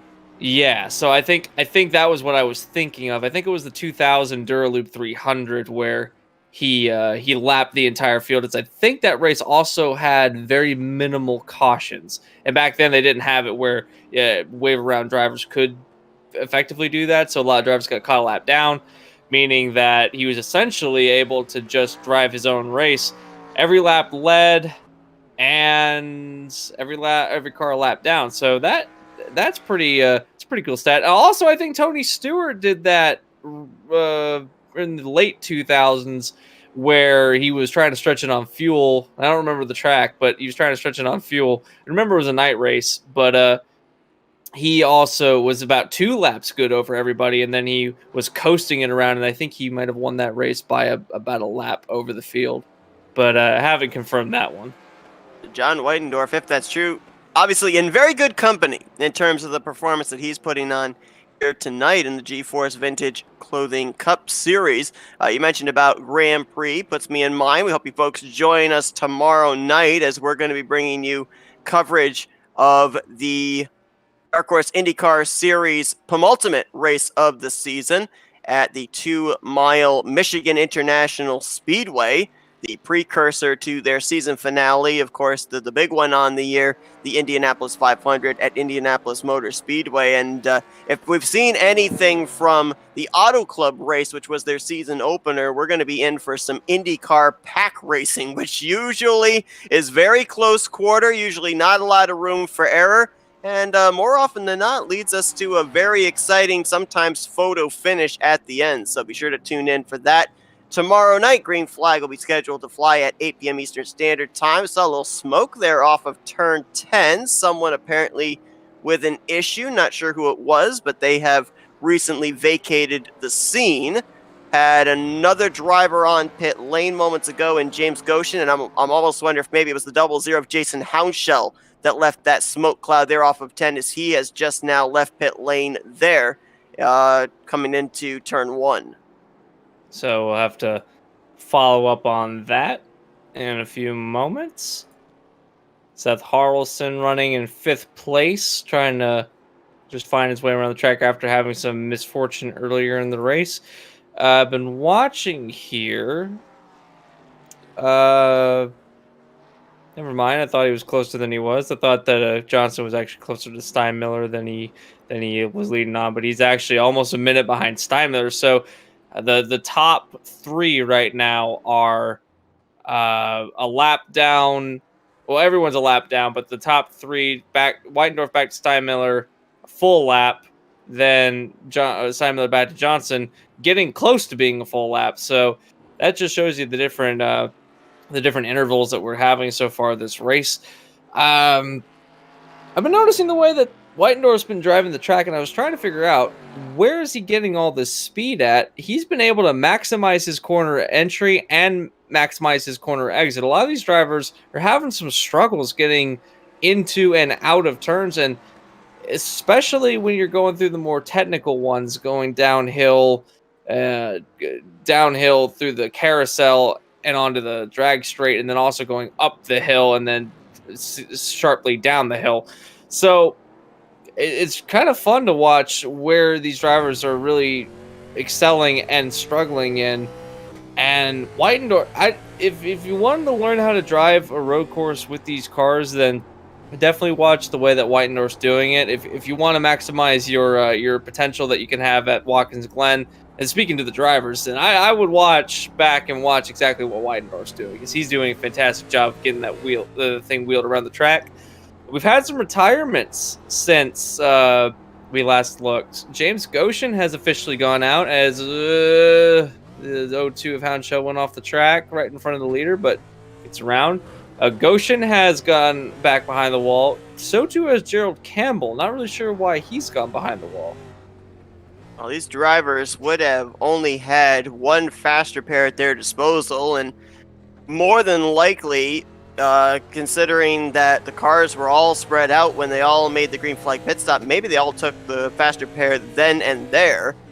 Campbell took a pretty hard shot into the wall when he slid down the entrance of pit road, and so maybe just decided to call it a night right then and there. I mean, that's a tough break there for Gerald Campbell, who finds himself 5th in the point standings, and more than likely, if he's able to at least hold that position, as Ryan Lutz is not in the field here tonight, he was behind him in points, and you already mentioned Blaine Akin no longer part of the series. Campbell will probably find himself, even with the DNF, moving up to 4th in the standings heading into Eldora.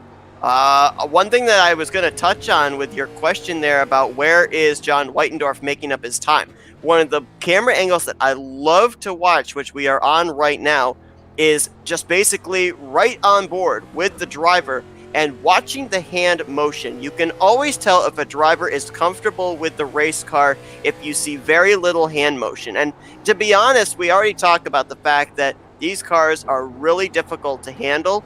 But you watch his hand motion, it's as if he's out there in a normal stock car with the low downforce package and everything.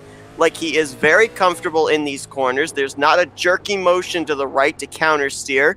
He's basically just letting the car do what it wants to do, pointing it in the right direction. And with a lot of the other drivers that we've been on board with here today, there's been a lot of counter steering with the back end wanting to step out. I think just the fact that he has been able to usher his car into the corner the way he wants, been able to get back to the throttle when he wants, and not have to put a lot of wheel into counter steering that machine, that is a big reason why he's making up as much time as he has. It's almost indicative of driving a V8 supercar, where they're kind of the same way, where they're a lot of power. They have downforce, but it's still a lot of power, and they don't turn very well as compared to a lot of other types of racing. So just kind of sticking it in a direction and pointing it where you think it should go, and then hopefully it goes there. And I just watched on board with Whitendorf, and I've been noticing that he's one of the biggest things to further touch on that point is he's been pointing the wheel straight when he comes out of turns. Normally you'd still, especially if you're still making a bit of a turn, you would keep the car or keep the wheel pointing in the direction you want to turn in. But I noticed at the top of the hill at turn 3A or turn 3B, where he would make he would come over the crest, and rather than keeping the car or the wheel turning to the left, he would turn it straight and just let it sort itself out, which is something that I haven't seen a lot of other drivers do in this race so far. That is the difference. He's able to get power down if the car is still going out towards the outside of the track, but it's still sliding in the direction you want it to go in. So if it's going that direction anyway, as long as you've got your front wheels pointed to where you eventually want to go, just let the car do its thing. These cars are very much, I know this is going to be a bit of a nerdy term, but if you've ever heard of an RG6 cable or an SDI cable, if we're being specific with it. It's basically just a piece of copper, and when you're trying to coil it up, it just kind of does its thing. You can't really tell it what to do. You just kind of let it do what it wants to do. I've always visualized these cars as being a patch of RG6 or an SDI cable, where it's so difficult to do to have it do what you want it to do.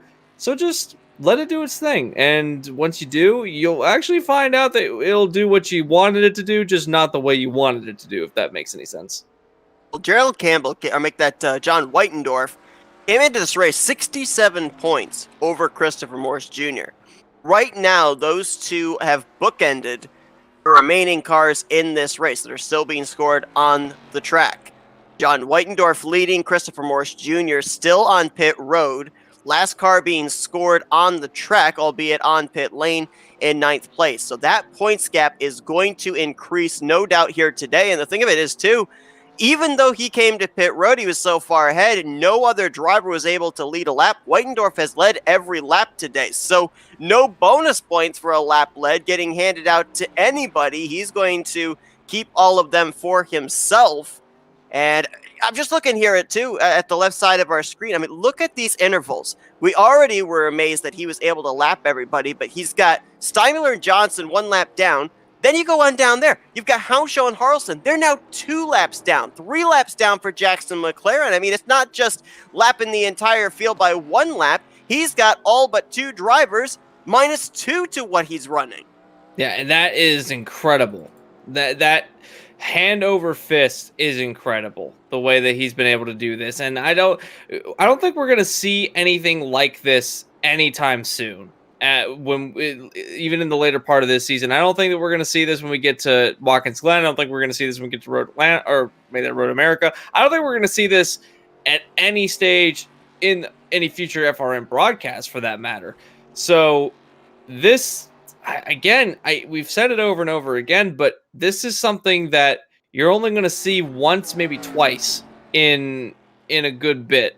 And when you see it, it's something special. I want to touch on something. I don't know if he fell out of the session or not, but Jake Houndshell has apparently taken his car back behind the wall. Not really sure what's gone on there. Morse has now officially retired as well.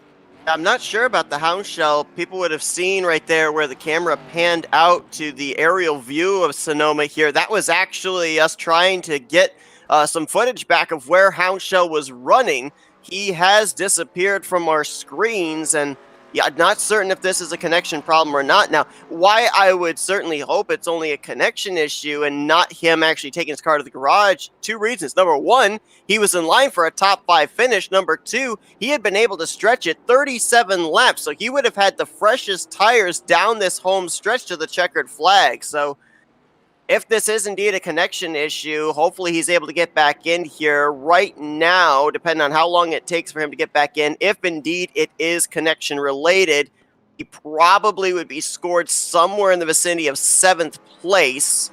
I don't know if he would lose enough laps to Jason Houndshell, depending on how quickly he could reconnect back. But to your point, Christopher Morse Jr. is officially going to finish 9th place here tonight, as he was just the most recent confirmed retiree.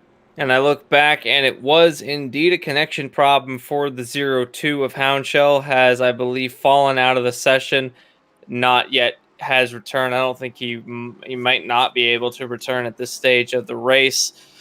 He was going through turn 4 when that happened, just on the entrance. So tough break for the 02. We said it a couple of races ago, and every time that it does happen, you never want to have a connection problem be the reason why you go out of a session. That to me, that's one of the things that you definitely cannot control, no matter how hard you want to be able to.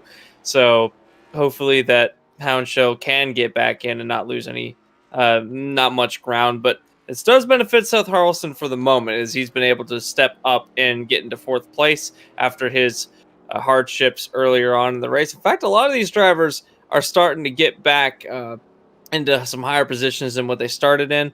Whitendorf obviously still the leader. Steinmiller is going to be in 2nd now, with having the 3 of Morse go out of the race. Cooper Johnson 3rd. Seth Harrelson now moves to 4th. But check out who's going to be in 5th, 6th, and 7th if Houndshell does not come in. McLaren, James Roth, who lost his top 10 streak a while back, is now going to get it back by way of there's physically not enough cars on the racetrack in order for him to lose a top 10 spot. So he's going to finish somewhere in the top 10. So James Roth back on his top 10 streak. And Jason Hounshell has also gotten up to 8th place. So a lot of drivers, we always use the phrase never give up. This is certainly one of those never give up races. You know what's interesting too is if you look at a number of these guys, Steinmiller, Seth Harrelson, Jackson McLaren, James Roth, and Jason Hounshell, all these drivers come into this race all in the same vicinity in points. Steinmiller 9th, Hounshell 10th, Roth in 11th, Harrelson 12th, and McLaren in 13th.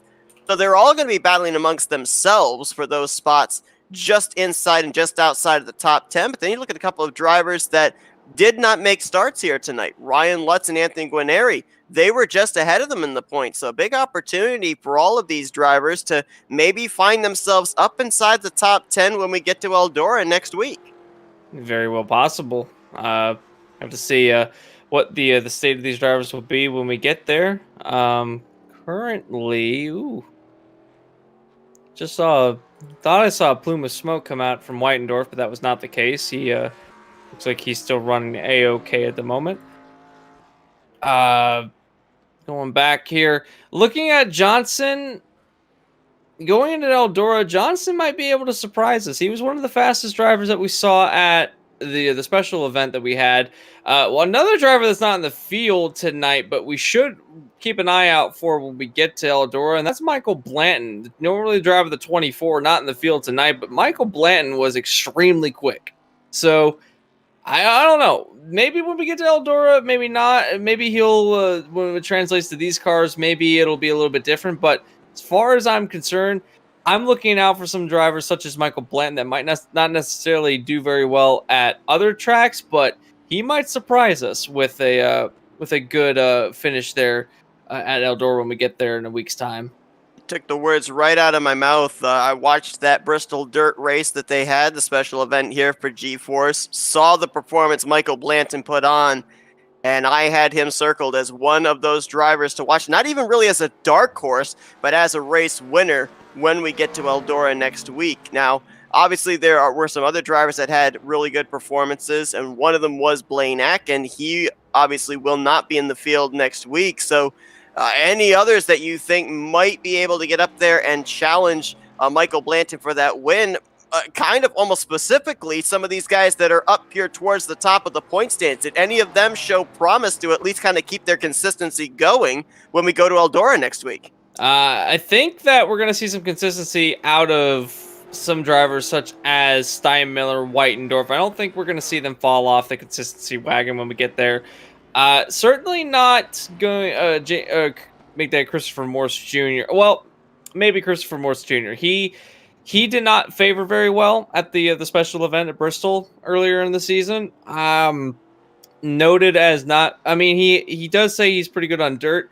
I don't think that maybe he was just having an off night, but the driver of the 3 machine not really having the best of luck at the special event, although it was just kind of thrown together. And he is the admin of the series as well, so maybe having some other things cross his mind that he has to deal with. But Roth just looped it around in turn 4 as trying to get back going the right direction. But as far as consistency goes, Whitendorf, Steinmiller, and if Ryan Lutz races next week, I would imagine that Ryan Lutz would carry over the consistency he has. He has consistently finished in the top 5 ever since he has come into the series. I don't think he's ever finished outside the top 5. So I would expect Ryan Lutz to continue his consistency of top 5, at least top 10.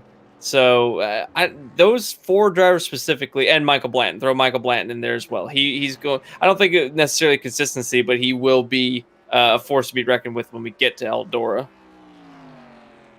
John Whitendorf closing in on 3 laps to go here at Sonoma.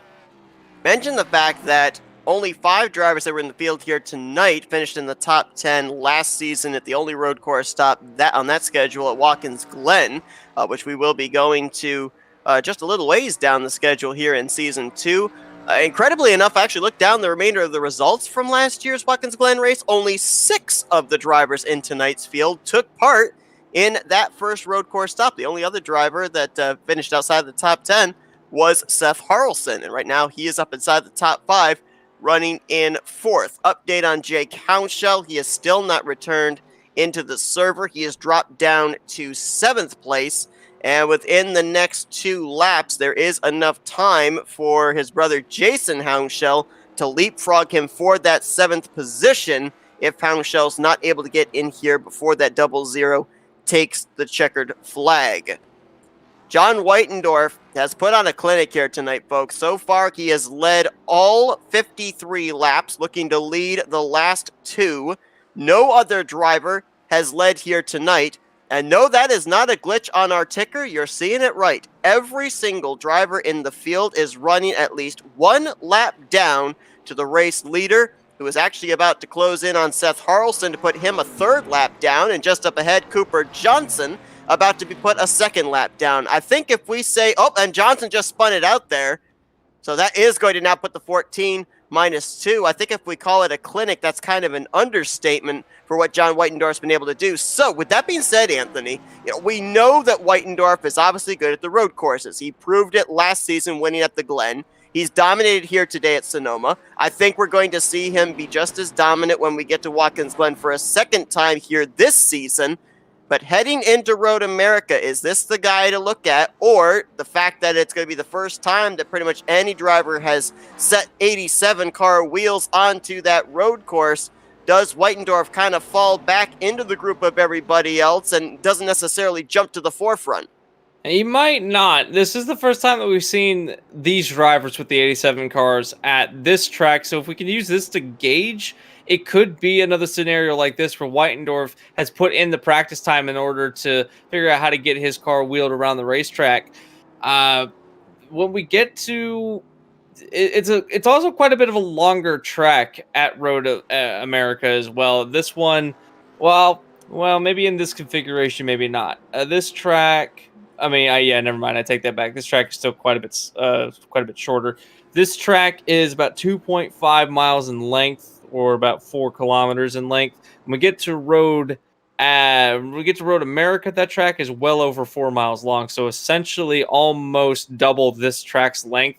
Not a lot of elevation change, certainly not as compared to this race. So it could be a case of where getting to that oh, there's a little bobble from the leader, Whitendorf, almost got into Roth there. But it could be a case where a lot more drivers might be a lot more competitive there, because it's more like a Watkins Glen in a sense where there's very minimal elevation change. There's still going to be some, especially going down the front straightaway, the big hill going up onto the start-finish straight. But again, it's going to be kind of like Watkins Glen. I don't think that there are going to be as many struggles for some of these other drivers, because it drives very similarly to what Watkins Glen does. So they might be able to take their package from the Glen and take it into Road America. Speaking of taking it somewhere, Whitendorf is taking the white flag, the only driver to take the white flag on lap 55 tonight.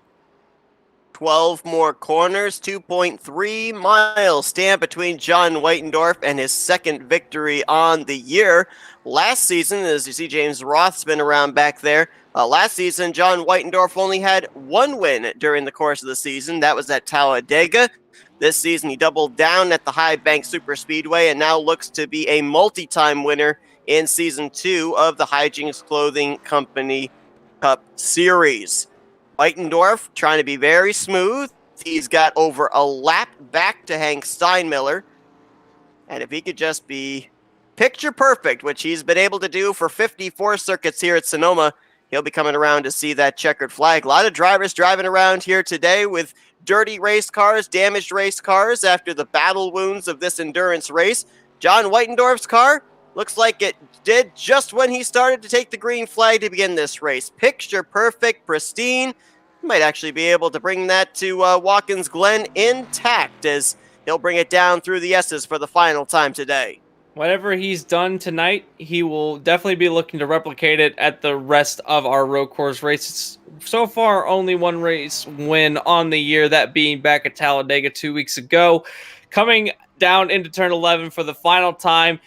Started the lead, never looked back. Going to go coast to coast tonight at Sonoma and do it in dominating fashion, going through turn 11 for the final time on the front curve, if you will.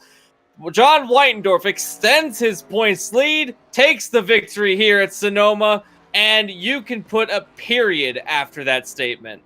No doubt about it.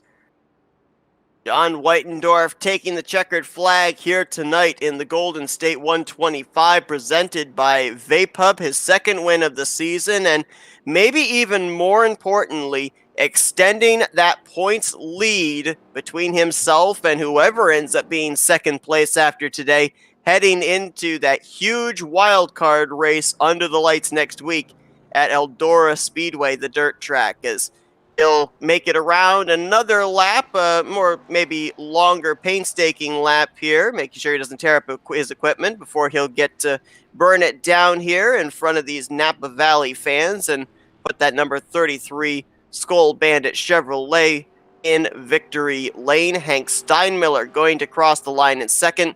Cooper Johnson going to bring it home with the final podium spot in third. Seth Harrelson will get fourth. Jackson McLaren a solid outing in fifth. James Roth and Jason Hounshaw will finish 6th and 7th. They're the survivors here today at Sonoma. They were the last cars to run at the end of this race. That is an extremely limited field that finishes this race, and a lot of drivers are kind of glad. You can tell that the drivers get fatigued at the end of the race and they just want to have the race end, but that is certainly good news for the drivers that will finish this race. Look at Cooper Johnson. I don't know if you can see him or not, but he's missing a wheel. He hasn't even gotten around to complete the race, I don't think. He's bended somewhere, now just trying to get there with one wheel dragging. Yeah, right front is completely gone on his machine. See if he can even turn that thing through turn 11. Rather wide. He missed the tire barrier. Nicely done. And John Whitendorf says, all right, hey, buddy, I'll wait for you to cross the finish line, officially hit that third position before I start my celebration, as it looks like it's been through a demo derby, but it is going to be a podium finisher. And now John Whitendorf, a clean front straightaway, to be able to do his victory celebration here at Sonoma. Burn it down in front of the fans on the main straight. He deserves this win. We talk about people that get wins where and every time that you win a race, you definitely deserve getting a win, or you definitely deserve getting the win at any track that you win at. But this race is going to feel a little bit special for the driver of the 33 car. Again, we said it earlier in the race, I don't think you're going to find another race this season where we're going to see a dominating performance such as the way that we've seen it tonight. John Whitendorf definitely going to be extending his points lead, as the hardships of Christopher Morris Jr., his closest competitor, is going to strike very hard. But Cooper Johnson will gain some ground in the points after this race. He's burning 11s all the way up to the top of the hill, as John Whitendorf, knowing that he's taken this win. And again, you got to give the man all the props in the world. I don't think there's a way that we're going to say it any differently, but the man has absolutely shown how to drive a road course in these cars, and we're going to look to see him when we go to the next two later in this season. Back at Watkins Glen, the only road course stop in Season 1 when Whitendorf won, he had all but 6 drivers off the lead lap. Here today, he stands alone as the lone lead lap car. Hank Steinmiller finished a full lap behind. Cooper Johnson -2, Harrelson -3, McLaren -4. I guess the silver lining, though, for these drivers, yes, they didn't finish on the lead lap, but, it doesn't matter if you finished on the lead lap or 20 laps down. A second place is still a second place. These guys are going to gain an awful lot of points, and you mentioned as far as Cooper Johnson finishing third and Morse Jr. finishing ninth. With where Cooper Johnson was positioned, we could have actually a battle close up for second place as the battle for the points lead increases. And that's going to be a pretty big points battle when we go into some of these next races. Eldora next on the schedule. Going to have to see what the outcome of that race is going to hold, because that's going to be a bit of a bigger wild card than even this race was. So having that come in, and then we have Texas after that. And then we go back to where it all started at Daytona. That's, I think, a race that Cooper Johnson's going to be eyeing. That is the only race that he's won so far this season, was the season opener. But we're going back to it very soon, and if everything stands, he might be one of those drivers to look out for as a possible repeat winner there, because he wants to get his season turning back in the right direction. He's already close. He just needs a little bit more gas in the tank, if you will, to really establish himself as a top 5 in the points, and he's already there. Just needs a little bit more. With 10 races completed heading into tonight, only 2 drivers had been to victory lane multiple times this season. Ryan Lutz a total of 3 times, Blaine Akin a total of twice, and now John Whitendorf will join them as a multi-time winner this season. He also, I believe, is going to lead in the statistics of both top 5s and top 10s, capturing his 7th top 5 and 9th top 10 on the season here tonight. Also, by the way, was able to put a crooked number in the pole column, as tonight was his first pole of the season, and he follows it up, as you mentioned, with a coast-to-coast win here at Sonoma, leading all 55 laps. Let's see if we can find out what the drivers thought of today's race. I guarantee you they are exhausted, hopefully not too exhausted to be able to talk with us. Now let's see if we can kick things off with our Daytona winner and 3rd place finisher here tonight, Cooper Johnson. Hey Cooper, it's Anthony and Seth up here in the F4M booth. You got us? Yeah, I got you, boys. Well, man, I can only imagine 55 laps around this over 2-mile road course, just how mentally fatigued you've got to be, maybe physically fatigued as well. But you bring that thing home in the 3rd position. I mean, first off, you had some early issues that you had to overcome. How difficult was it to be able to rebound? Was it that kind of the fact that you were able to, on the fly, learn what the car was capable of doing under race conditions, or more so capitalize on other drivers making some mistakes? It was definitely on capitalizing on everybody else's mistakes. I mean, my goal coming in, I knew it was just going to be about surviving the entire race. And we all kind of knew that John was going to just get out there and lead every lap. So it was kind of more for just fighting for second.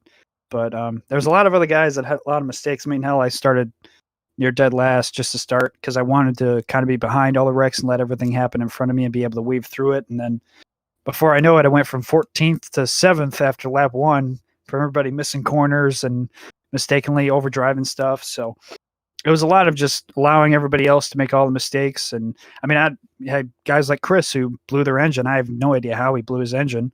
And Gerald missing, I don't know what if he had missed pit road or if he spun out going into pit road, but it was a lot of just allowing everybody else to screw up a bunch and let me take home 3rd. You did have a very consistent drive tonight. You only had a couple of mistakes that we saw, including missing a wheel going across the line at the end of the race.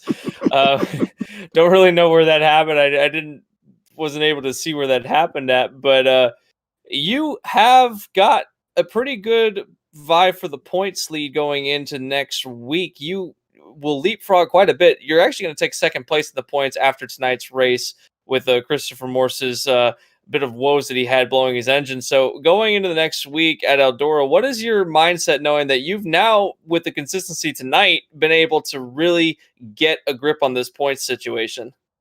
I started out after race 1 after winning the 500 with the points lead, and ever since then I've been kind of having a lot of mistakes on my end and just not really running well. In these last couple of weeks, I've really enjoyed a lot of the races that we've went to. I'm not a giant road racer. I'm still in rookie class for road racing.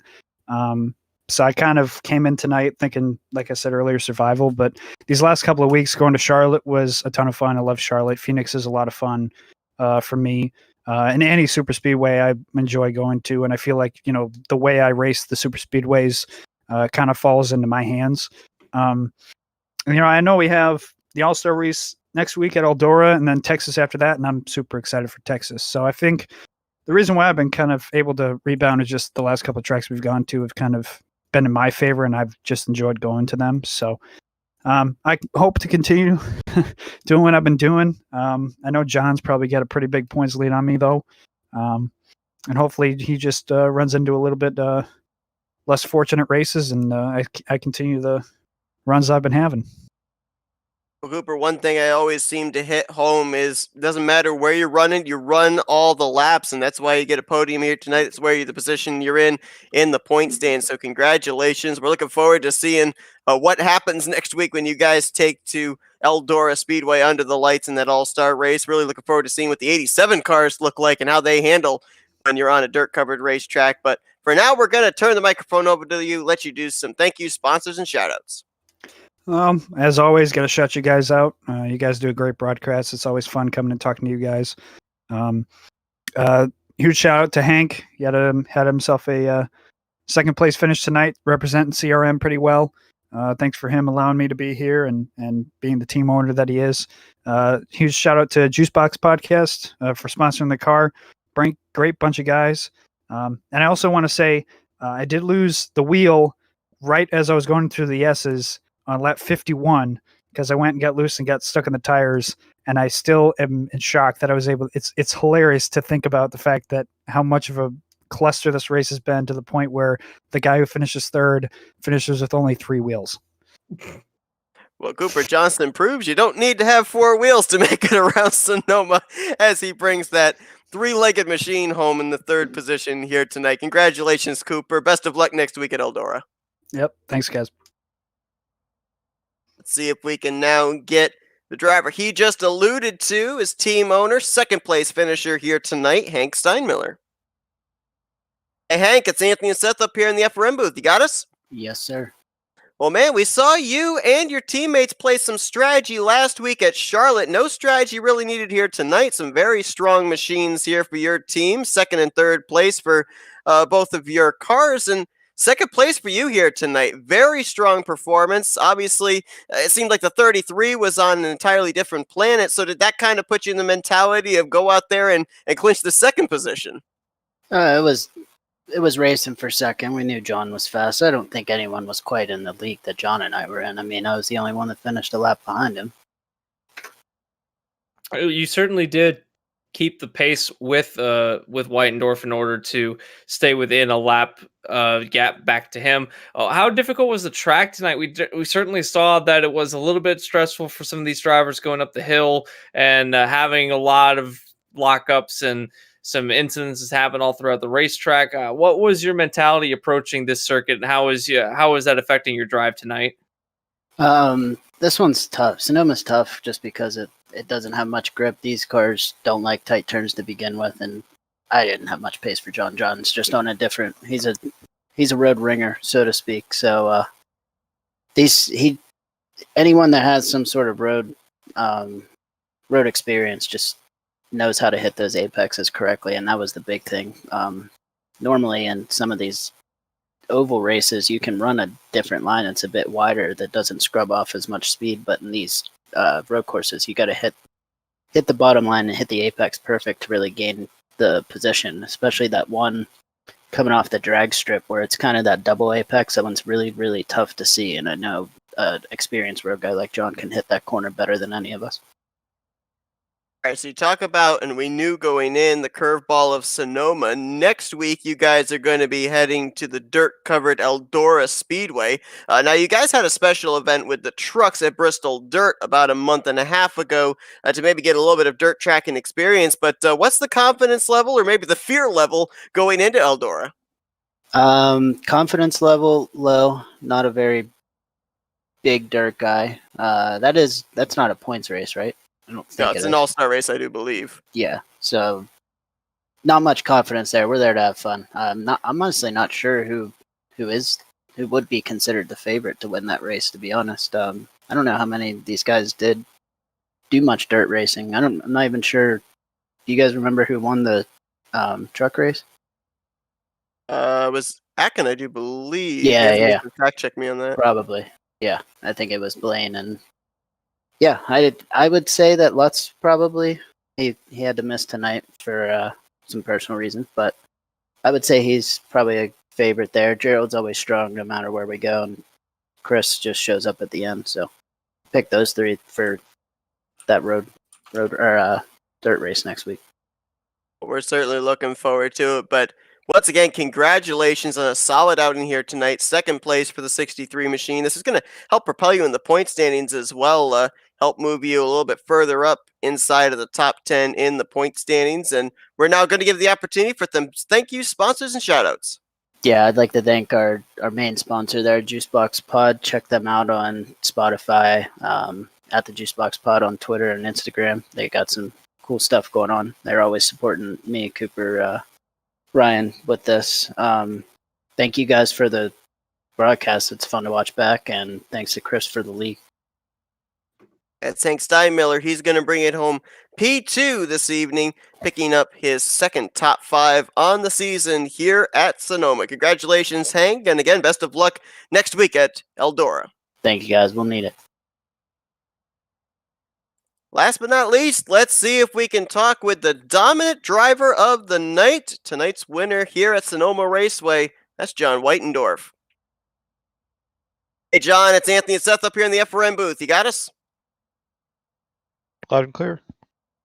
All right, man. Well, we kind of precursored coming into this race that you were the only one in the 87 Cup Series back in Season 1 to hold a road course victory at Watkins Glen. You qualified on the pole tonight. You led every lap. You cap it off with the victory, being the only car on the lead lap. There's not a whole lot left to say, but I do have to wonder. A lot of people thought you made it look easy, but I've got to ask you, was there any particular place here at this road course that you were struggling? I mean, had the long run, I was pretty hard on my front tires, so towards the end of the runs, it was getting a little bit hard to handle. But other than that, it was pretty much what you would expect from here. This car track combo, and it wasn't easy. Not saying it wasn't was easy. It was definitely difficult, but it wasn't really anything that I wouldn't expect. Certainly did make it look easy tonight, though. Basically physically lapping the entire field at least once, leaving a lot of drivers 2 laps down. One of the keys to success that we saw from you was you were able to really maximize your corner entry and corner exit, and then we noticed that you were taking pretty aggressive lines going into some of these turns, but not really showing it when we were looking on board. A lot of drivers were wrestling with the wheel, trying to get the cars to go straight, but it seemed like that you were basically pointing your car wherever you wanted it to go, and it would go. What was the kind of the mindset with those, knowing that it was a fixed league and knowing that you're able to get those cars to go where you want them to go every single lap? Yeah, I mean, just the name of the game with these is keeping it on the track, and early on in these runs, you know that the car is going to do certain things, and then once the tires warm up, they becomes a little bit more predictable, and then towards the end, like I said before, the fronts start to go away, so you just have to account for all that and put it all together. All right, so John, Anthony and I were kind of bouncing this off of each other during the course of that race. We know that obviously you were dominant last season at Watkins Glen, which we will be going to in about a month's time. So we're expecting that we're going to be seeing this 33 up front for a good portion of that race. You proved the dominance here tonight at Sonoma. The one track that's kind of the wild card road course that was put on the schedule this season is the next to last race of the season at Road America. How much time and effort has been put in already, or how much time and effort will be put in the future to try and see if maybe you could pick up a victory there? Because it kind of seems like if we look at the 3 road courses here on the schedule, that might be the one that drivers have least experience running at. Yeah, I mean, that's understandable, especially if you don't run these on the road courses a lot. I do run them a lot, so Road America is actually a very popular track that I run on a lot, so I won't really necessarily need to prepare for that one too much.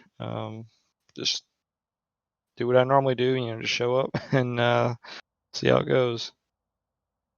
All right, so let's focus on one more thing here, John. Most importantly, that points lead. You're going to increase it heading into the All-Star race next week at Eldora, and then again, the continuation of the season in a couple weeks' time at Texas. With the points lead growing here tonight, does the mentality stay the same? Go out there and continue to rack up these victories, or do you now kind of swap back into consistency mode until we get to another track that maybe you're a little bit more comfortable at, maybe like Watkins Glen or even Daytona, since you've got a super speedway win this season already? Yeah, I mean, every week, always going for consistent finishes. Last week we struggled quite a bit. So we'll see. We'll pick if we can pick up a win. Road course is a really good opportunity. We'll try and grab them. Super speedways are just luck of the draw. So we'll see what happens. All right, well, John, congratulations on a dominating performance here tonight. Coast to coast, led every single lap, extend that points lead. Not only that, you become a multi-time winner here on the season as well. So congratulations. We're now going to give you the opportunity for some thank you, sponsors, and shout-outs.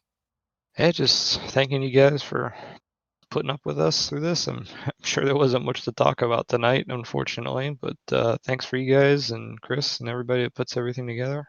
It was fun. That is John Whitendorf. He is your winner here tonight in the Golden State 125, presented by Vapehub at Sonoma Raceway. Congratulations, John. Best of luck to you in that all-star race next week, and then we'll see if we can go right back to business starting off the second half of the season. Thank you. Well, a long one here tonight for the drivers, no doubt. Only 7 drivers made it to the conclusion of this race, but nobody could touch John Whitendorf. He was so far out in his own zip code, he could probably have sent the rest of the field Christmas cards, and it would have taken about a week for it to arrive. But, I mean, this is obviously a statement run for him here tonight, Anthony, as we know that he was good at the road course last season of Watkins Glen. We're going there again, and he sounds awfully confident with laps that he has logged at Road America as well. So I know it's early to call it, but are we maybe looking at a road course trifecta for that 33 car? It certainly does appear to be that way, knowing that he does have the former success at Watkins Glen last season. Going into this race already now a double winner this season, winning at Talladega and now winning here at Sonoma. This is going to help him in the points as well, because if he goes into those next 2 road course races we're going to have later this season as the favorite and coming out of those with wins, those are going to be significant for him in the championship battle, because right now the closest competitor that he's going to have is going to be Cooper Johnson, and even that is going to be about maybe the gap back to Johnson might be somewhere close to 100 points by the time we go into our next race, our next points paying race. So knowing that points lead is going to be that much of a gap, Weindorf is consistent at the ovals as well. If he can put together a good oval package and then take these wins at the road courses that we've seen him do tonight, we could be looking at a serious contender for our championship later in the season. I know we missed out on it last season, but he's put together some pretty good consistent runs this season. It is a little too early to call, but he definitely is the favorite going into those races. And again, we're only halfway there. Of course, this now ends off the first half of the season. We've got the All-Star race splitting halfway through, which we will be running next week at Eldora. So kind of the opportunity for drivers to be able to stand back, assess where they are in the point standings, look at the tracks that are coming up in the future on the schedule, and be able to kind of plan their strategy accordingly. Not only that, but if you kind of consider next week, it gives drivers an opportunity with no points, no championship on the line to kind of let their hair down, if it were, kind of relax and go out there and have some fun. But then again, it's a dirt track. So are you ever letting your guard down? Oh, never. You're never gonna let your guard down. You don't let your guard down on a regular race, and the car combo plus the dirt. We saw the trucks. These drivers can manage the trucks. I'm interested to see what they can do with these cars. We've speculated. I'll see, and I guess we're gonna wait and see next. I mean, it's happening next week, so we're gonna tally in our brain what we could possibly see next week. I'm excited. I don't know about you, but I cannot wait until we get to see these cars in dirt. It's going to be amazing. And anyone who's waiting for it, tune in next week. We're going to see some fire spit. No doubt about it. Nothing but a win and bragging rights really on the line for a driver next week at what's being aptly called the Rumble at Eldora for their all-star race. Going to be under the lights, and the green flag will fly next Tuesday night at 9 p.m. Eastern Standard Time. Can't wait for that one, but a good one here tonight. Some good endurance road course racing at Sonoma, and the class of the field is now two-time winner and points leader John Whitendorf. Anthony, it's been a good one here tonight in Napa Valley at Sonoma. Appreciate you joining me in the booth for this one.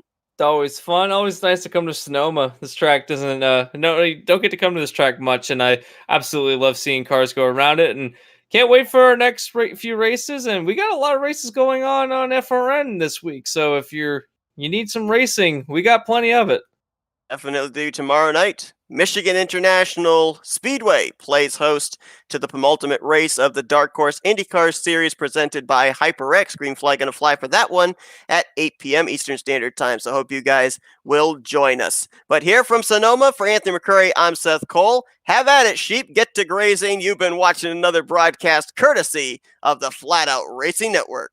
This broadcast is the copyrighted work of Flatout Racing Network and may not be rebroadcast, retranslated, or used in any form without the express written consent of Flatout Racing Network and iRacing.com Motorsports Simulations. Flatout Racing Network would like to thank you for your support, and we hope you enjoyed tonight's broadcast.